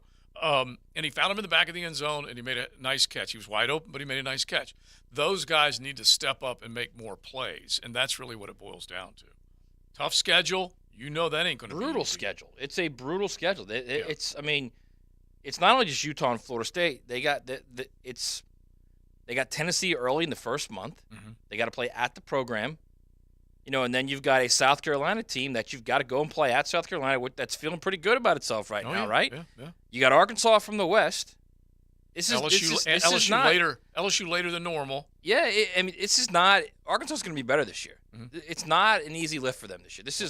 I would say it's probably the toughest schedule in the country. All right, to the Jags part that we were just talking about earlier and where they need to go, and we can bat it around a bunch between what Eric Edholm said, what Mark is thinking, just as far as finding a just add water type of starter is how I like to describe it, that he needs to come in and be ready to go, ready to play, and you can't draft depth 100% right now. His argument was you can't draft best player available at a need position. You need to make sure that you fill a spot. I've been saying that forever. I'm not buying into they were 9-8 and the Titans losing 6 straight games is the reason why they're in the playoffs and they're not that good. I think they're pretty good. I think they might be a few guys away. Mm-hmm. I think Calvin Ridley's one of those guys. And I think another one of those guys could be your 24 pick. Mm-hmm. Because in my head, and you've talked about this forever now, the coaches have done a masterful job in getting these guys to play at their ceiling. Mm-hmm. If that's the case, and we buy that, then Lloyd's going to get better, Movement's going to get better, Walker's going to get better. Yeah, you hope. Yeah. There are guys that are going to start to, and then if that's truly the case, mm-hmm. and you start to galvanize around this team now, and your quarterback's going to get better, you've got another weapon out there. Mm-hmm. You're going to win some games this year. So don't fool around with that 24th pick. That's kind of my whole thing. I'm 100% on the offensive side.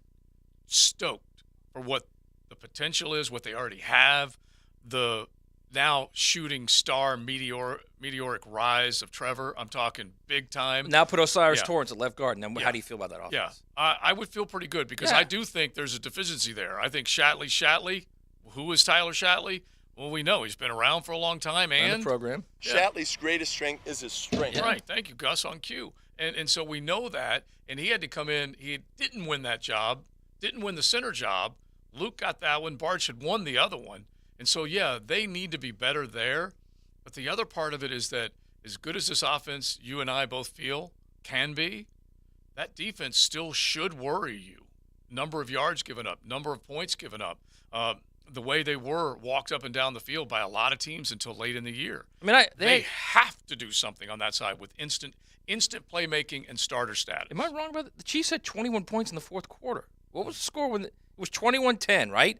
And then it was and then Agnew fumbled that ball in the fourth quarter, right? Yeah. I have to go back and look. I think it was a double-digit. Yeah, they were down 10. Yeah. And he fumbled the ball. That's kind of my point. They had 21 points in the fourth quarter. The Chiefs did at home. Yeah.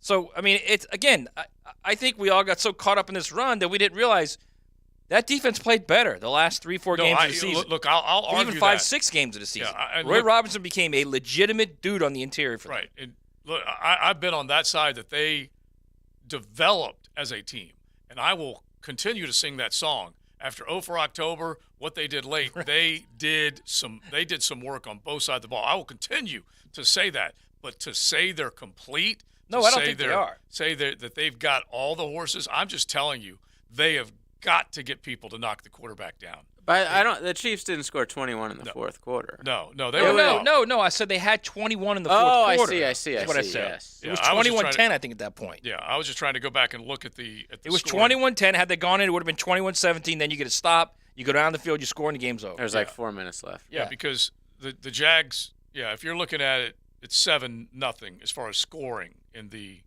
fourth quarter. So that's where it was. All right, let's set it up for the Francis Show to join in next and keep your afternoon rolling. That is just ahead right here on XL Primetime. The First Coast Honda Dealer Studios on 1010XL. Your home for Florida Gators baseball is 1010XL. It's Florida-Georgia weekend on the baseball diamond. Gators Bulldogs, Friday night, Saturday night, and Sunday afternoon on 1010 AM. Attention car buyers, are you in the market for a new vehicle? Are you noticing markups on vehicles on dealers' lots? Well, come to Key Buick GMC, when we never have markups on our vehicles. Ask for Derek or Steve, where we have fair value pricing, no additional markups, as well as the only Buick GMC dealer with a lifetime powertrain warranty on all new Buicks and GMCs. We are professional grade, across from Tinseltown on the corner of Southside and Gate, or go to KeyBuickGMC.com. You don't have to be a football star to get a signing bonus. The team at Republic Services needs your skills, and they're paying up to $5,000 for you to join the roster. You'll be joining a winner. As an essential business, the Republic Services trucks have not stopped rolling, with hourly and weekly pay and better benefits and vacation packages than the rest of the league. Driver trainees, $1,000 sign-on bonus. CDL drivers, $3,000. Diesel mechanics, $5,000 bonus. Join the winning team at Republic Services today. Visit republicservices.com. Equal opportunity employer. Hey folks, Rick Ballou here for John's Auto. They've been a staple in Jacksonville going all the way back to 1985. At John's Auto, they service all makes, all models, cars, trucks, diesel, you name it, they do it. Whether it's routine maintenance or a complete engine overhaul. Call John's Auto on Arlington Road. That's 904-743-3857 or go to johnsautomotivejacks.com. They spend all year fighting crime and fighting fires. Coming up April 15th at UNF Arena, they'll fight each other. Guns N' Hoses back for the 24th edition. Dan and I have been for every one of them, and we will be again this year. So join us at UNF Arena for some fist-pounding charitable action. We are back at UNF Arena, but all the fun and festivities of Fight Night are back too. That means tailgate parties beforehand at 3:30, an after party afterward at 9:30. Get your tickets today at GNHJacks.com/tickets. The Drill takes you inside the ropes with PGA Tour insiders on Brunch with the Tour. Yeah, that's a good spot to be. Tuesday morning at 8:30. Brought to you by Clearwater Irrigation. Right about there will work. On 1010XL. Need cash? Beaches Jewelry and Pawn has cash available. Ready to buy guitars, surfboards, jewelry, firearms, tools, and especially gold. They need it all. Selling or pawning, get cash on the spot at Beaches Jewelry and Pawn in Jacksonville Beach. Hi, Flying Jacko here, sports fans, and believe it or not, Woody's Barbecue's name, image, and likeness value is zooming. Woody's Barbecue has the fallingest off-the-bone ribs and chicken, the moistiest turkey and pork, and the bestest French fries and vegetables. In fact, Woody's has been doing it for over 41 years. For lunch or dinner, the name is Woody's Barbecue. At Woody's Barbecue, it's what we do. Let's eat. David here with Royal Pest Services. That grass is waking up from its winter nap. Royal is close to applying products that help bring it out of that dormancy. Our granular aeration allows treatment to get to the root system. Visit RoyalPestServices.com to schedule a free estimate. It's grow time! It's time to play Fix That Plumbing Problem. What do you do if you have a clogged drain? Contestant 1? Use a different drain? No, that doesn't really fix the problem. Contestant 2? That's right. Just call the duck.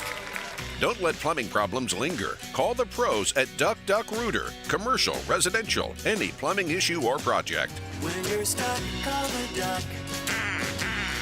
904-862-6769. Need protection? Call Craig and Christine Kaprosky at Goosehead Insurance. The Kaproskys are a husband-wife team committed to finding you the right coverage at the right price in just a few short minutes. For home, auto, flood, or specialty insurance, Craig and Christine Kaprosky are the answer. Craig.Kaprosky at goosehead.com. This 1010XL 92.5 FM hour is powered by Anajar and Levine Accident Attorneys. Call 1-800-747-FREE. That's 1-800-747-3733.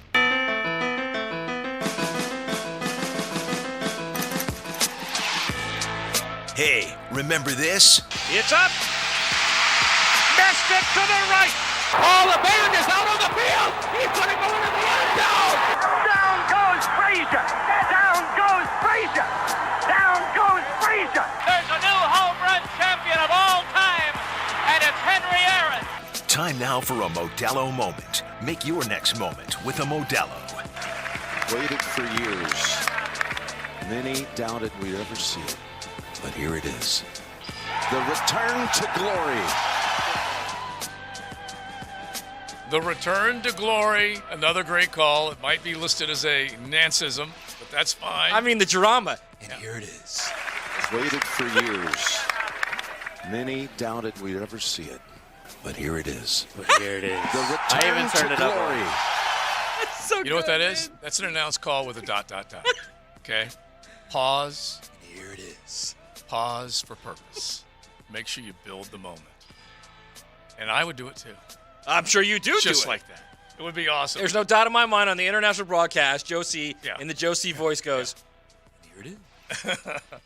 There it is! Hole That's in what I one. would've How done. would you do Patrick Cantlay's hole in one today, Joe? Yeah, exactly. I'll How tell would you have done it? I'll just tell you, I'll do it exactly like the texter did when he sent us an Instagram post of Patrick Cantlay making an ace today, and then he put his own little line on it, which was just classic. You know, it's beautiful that Patrick Cantlay took a couple of days to get back to us on the pace of play at Augusta. Right. And then he brought it up again today, yesterday in the press room, and basically said that, hey, we've been playing slow golf for decades. This is nothing new. But then the only way he can play fast is if he aces holes, which is what he did earlier today. I was happy to see that for him and the field behind him. He did say at Augusta that he went to the second tee after they finished up the first hole, and they had to wait a few minutes. And then they had to wait again on 16 or something like that. That was his excuse for playing 5.5-hour rounds with the biggest stage right behind him, just waiting to get there. Ooh, it was unbelievable. On that. Now, the 2-minute drill, brought to you by Tire Outlet, keeping 1010XL on track with wholesale prices and premium service. Tire Outlet, Jacksonville's largest locally owned automotive repair shop. Lauren Brooks joins us now from the Francis Show. Look, I love my game of golf, and I know the pitch clock had to come in the game of baseball, and it's been met with open arms. I don't know if there'll ever be there's chatter about shot clocks in the game of golf, and I think certain players need it. yeah, and guys being put on the clock, and until they dock strokes, which are meaningful, really meaningful. Or find someone millions of dollars. Yeah, like Rory. Rory got fined $3 million. Yeah, he's been stepping up for the tour and saying all the positive things, and then he backs out of an event. He gets hit with the fine because those are the rules. Right. You have to wonder what's going on with him. I mean, obviously missing the cut at the Players. Someone like me, dumb enough to pick him at the Masters and missing the cut at the Masters. But you would think if he's injured, then there wouldn't be the fine. He just decided not to play, and therefore the PGA Tour says, well, these are the rules. Yeah, sorry, you have been the face of our tour, but sorry, that's what you have to pay. And the beautiful thing I like about it is that he said, these are the rules. This is the tour. This is the tour we play on. We have a player policy board. $3 million to him. Yeah. Come on. By the way, we're thinking about doing a show with Yeah? with a take clock. Yeah. No, I'm dead serious. We are. I would be fine with that because I am not the most. What are you trying to say? I talk too much? Is that what you're trying to say? I'm not saying to say you talk too much. I'm saying there are people on the station that I think that would affect a take clock. I'm just saying I am not one of those people. Yeah, pitch clock, take clock. We're going to end up You're not one of those people, man. I think we might You'd do be it this, fine. like every Friday in the summer. We're going to do take clock. Yeah. How long is on the clock? 20 seconds, unless there's someone on base. We haven't fleshed it out yet, okay? And depending on if I like the take or not. Right. And if there's certain subjects JJ that is come the up, ump. He's definitely the ump. Yeah, certain subjects that come up, we'll definitely put a clock on that as well. You bring up certain ones at your own There's risk. a lot of women's basketball brought up on this show, and I'm tired of it. Yeah, Mia's not here, so we can say that right now. A lot of Iowa.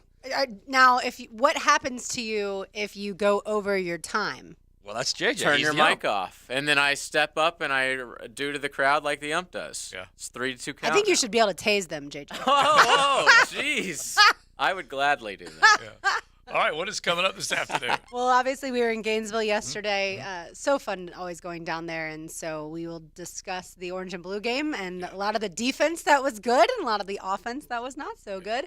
And then also we're going to talk FSU spring game and Georgia spring game as well, since those come up tomorrow. Yep, we got plenty of college football right now, which is good. Real quick. Also, by the way, gymnastics national championship tomorrow, 4 Okay, p.m. there's a pitch clock. There it is. I was about to say, real quick. real quick. Before you go, real quick. Yeah. What wins losses next year for the Gators after that spring game? If I'm thinking that is truly their offense, I don't think it is. I think they were very vanilla. But if that truly is their offense, there's no chance they win more than 4 games. Okay. Yeah.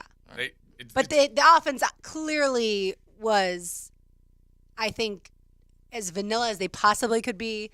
All they did was run the ball, and then the few throws, there's a lot of pass interference and stuff like that. There were a lot of blitzes, which that happens in a game, don't get me wrong. But it didn't seem like they were trying to show anything for the offense whatsoever. Okay. Yeah, Billy likes to keep that under wraps even during the season. Okay, so that is a little bit of a danger. I was just going to say, I don't know if you know this or not, but Graham Mertz, vanilla.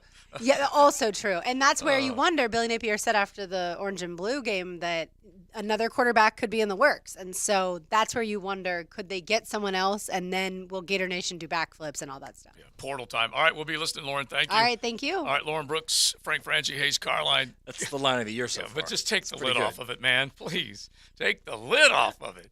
Oh, he's setting us back, that's for sure. All right. Listen, proud Gator grad, but I call it like I see it. That's all I can do. Why not? That's all I can do. Yep. All right, everybody, have a good weekend. Enjoy the sunshine. We hope that we're back on Monday chopping it up, talking about a week closer to the draft. Good, bad, and ugly again. Yeah, and then everything that happened with the Seminole spring game, the Kane spring game, the Georgia spring game, all of that stuff. For Mia, who's out, Big Sirs, Matty Hayes, JJ, Joe C., we leave you with our anthem on Friday, Big Hair, Heavy Metal, and Big John Henderson sending you off. Just have a good week. Come on, Joe. That ain't good enough. You gotta suck the blood out my mouth. Let's go, baby. Whoa! Buckle up. You're in the First Coast Honda Dealers Studios with XL Primetime on 1010XL. Find your new Honda at your 8 local Honda dealers. There is so much I love about spring. Mia here. It's hard to choose a favorite. Kind of like the amazing used selection you'll find at Arlington Toyota Pre-Owned. I'm talking 400 premium pre-owned on the lot. So to make your decision a little easier, you get 30 days to love your purchase or exchange it for one that you do. And with a 4.7 out of 5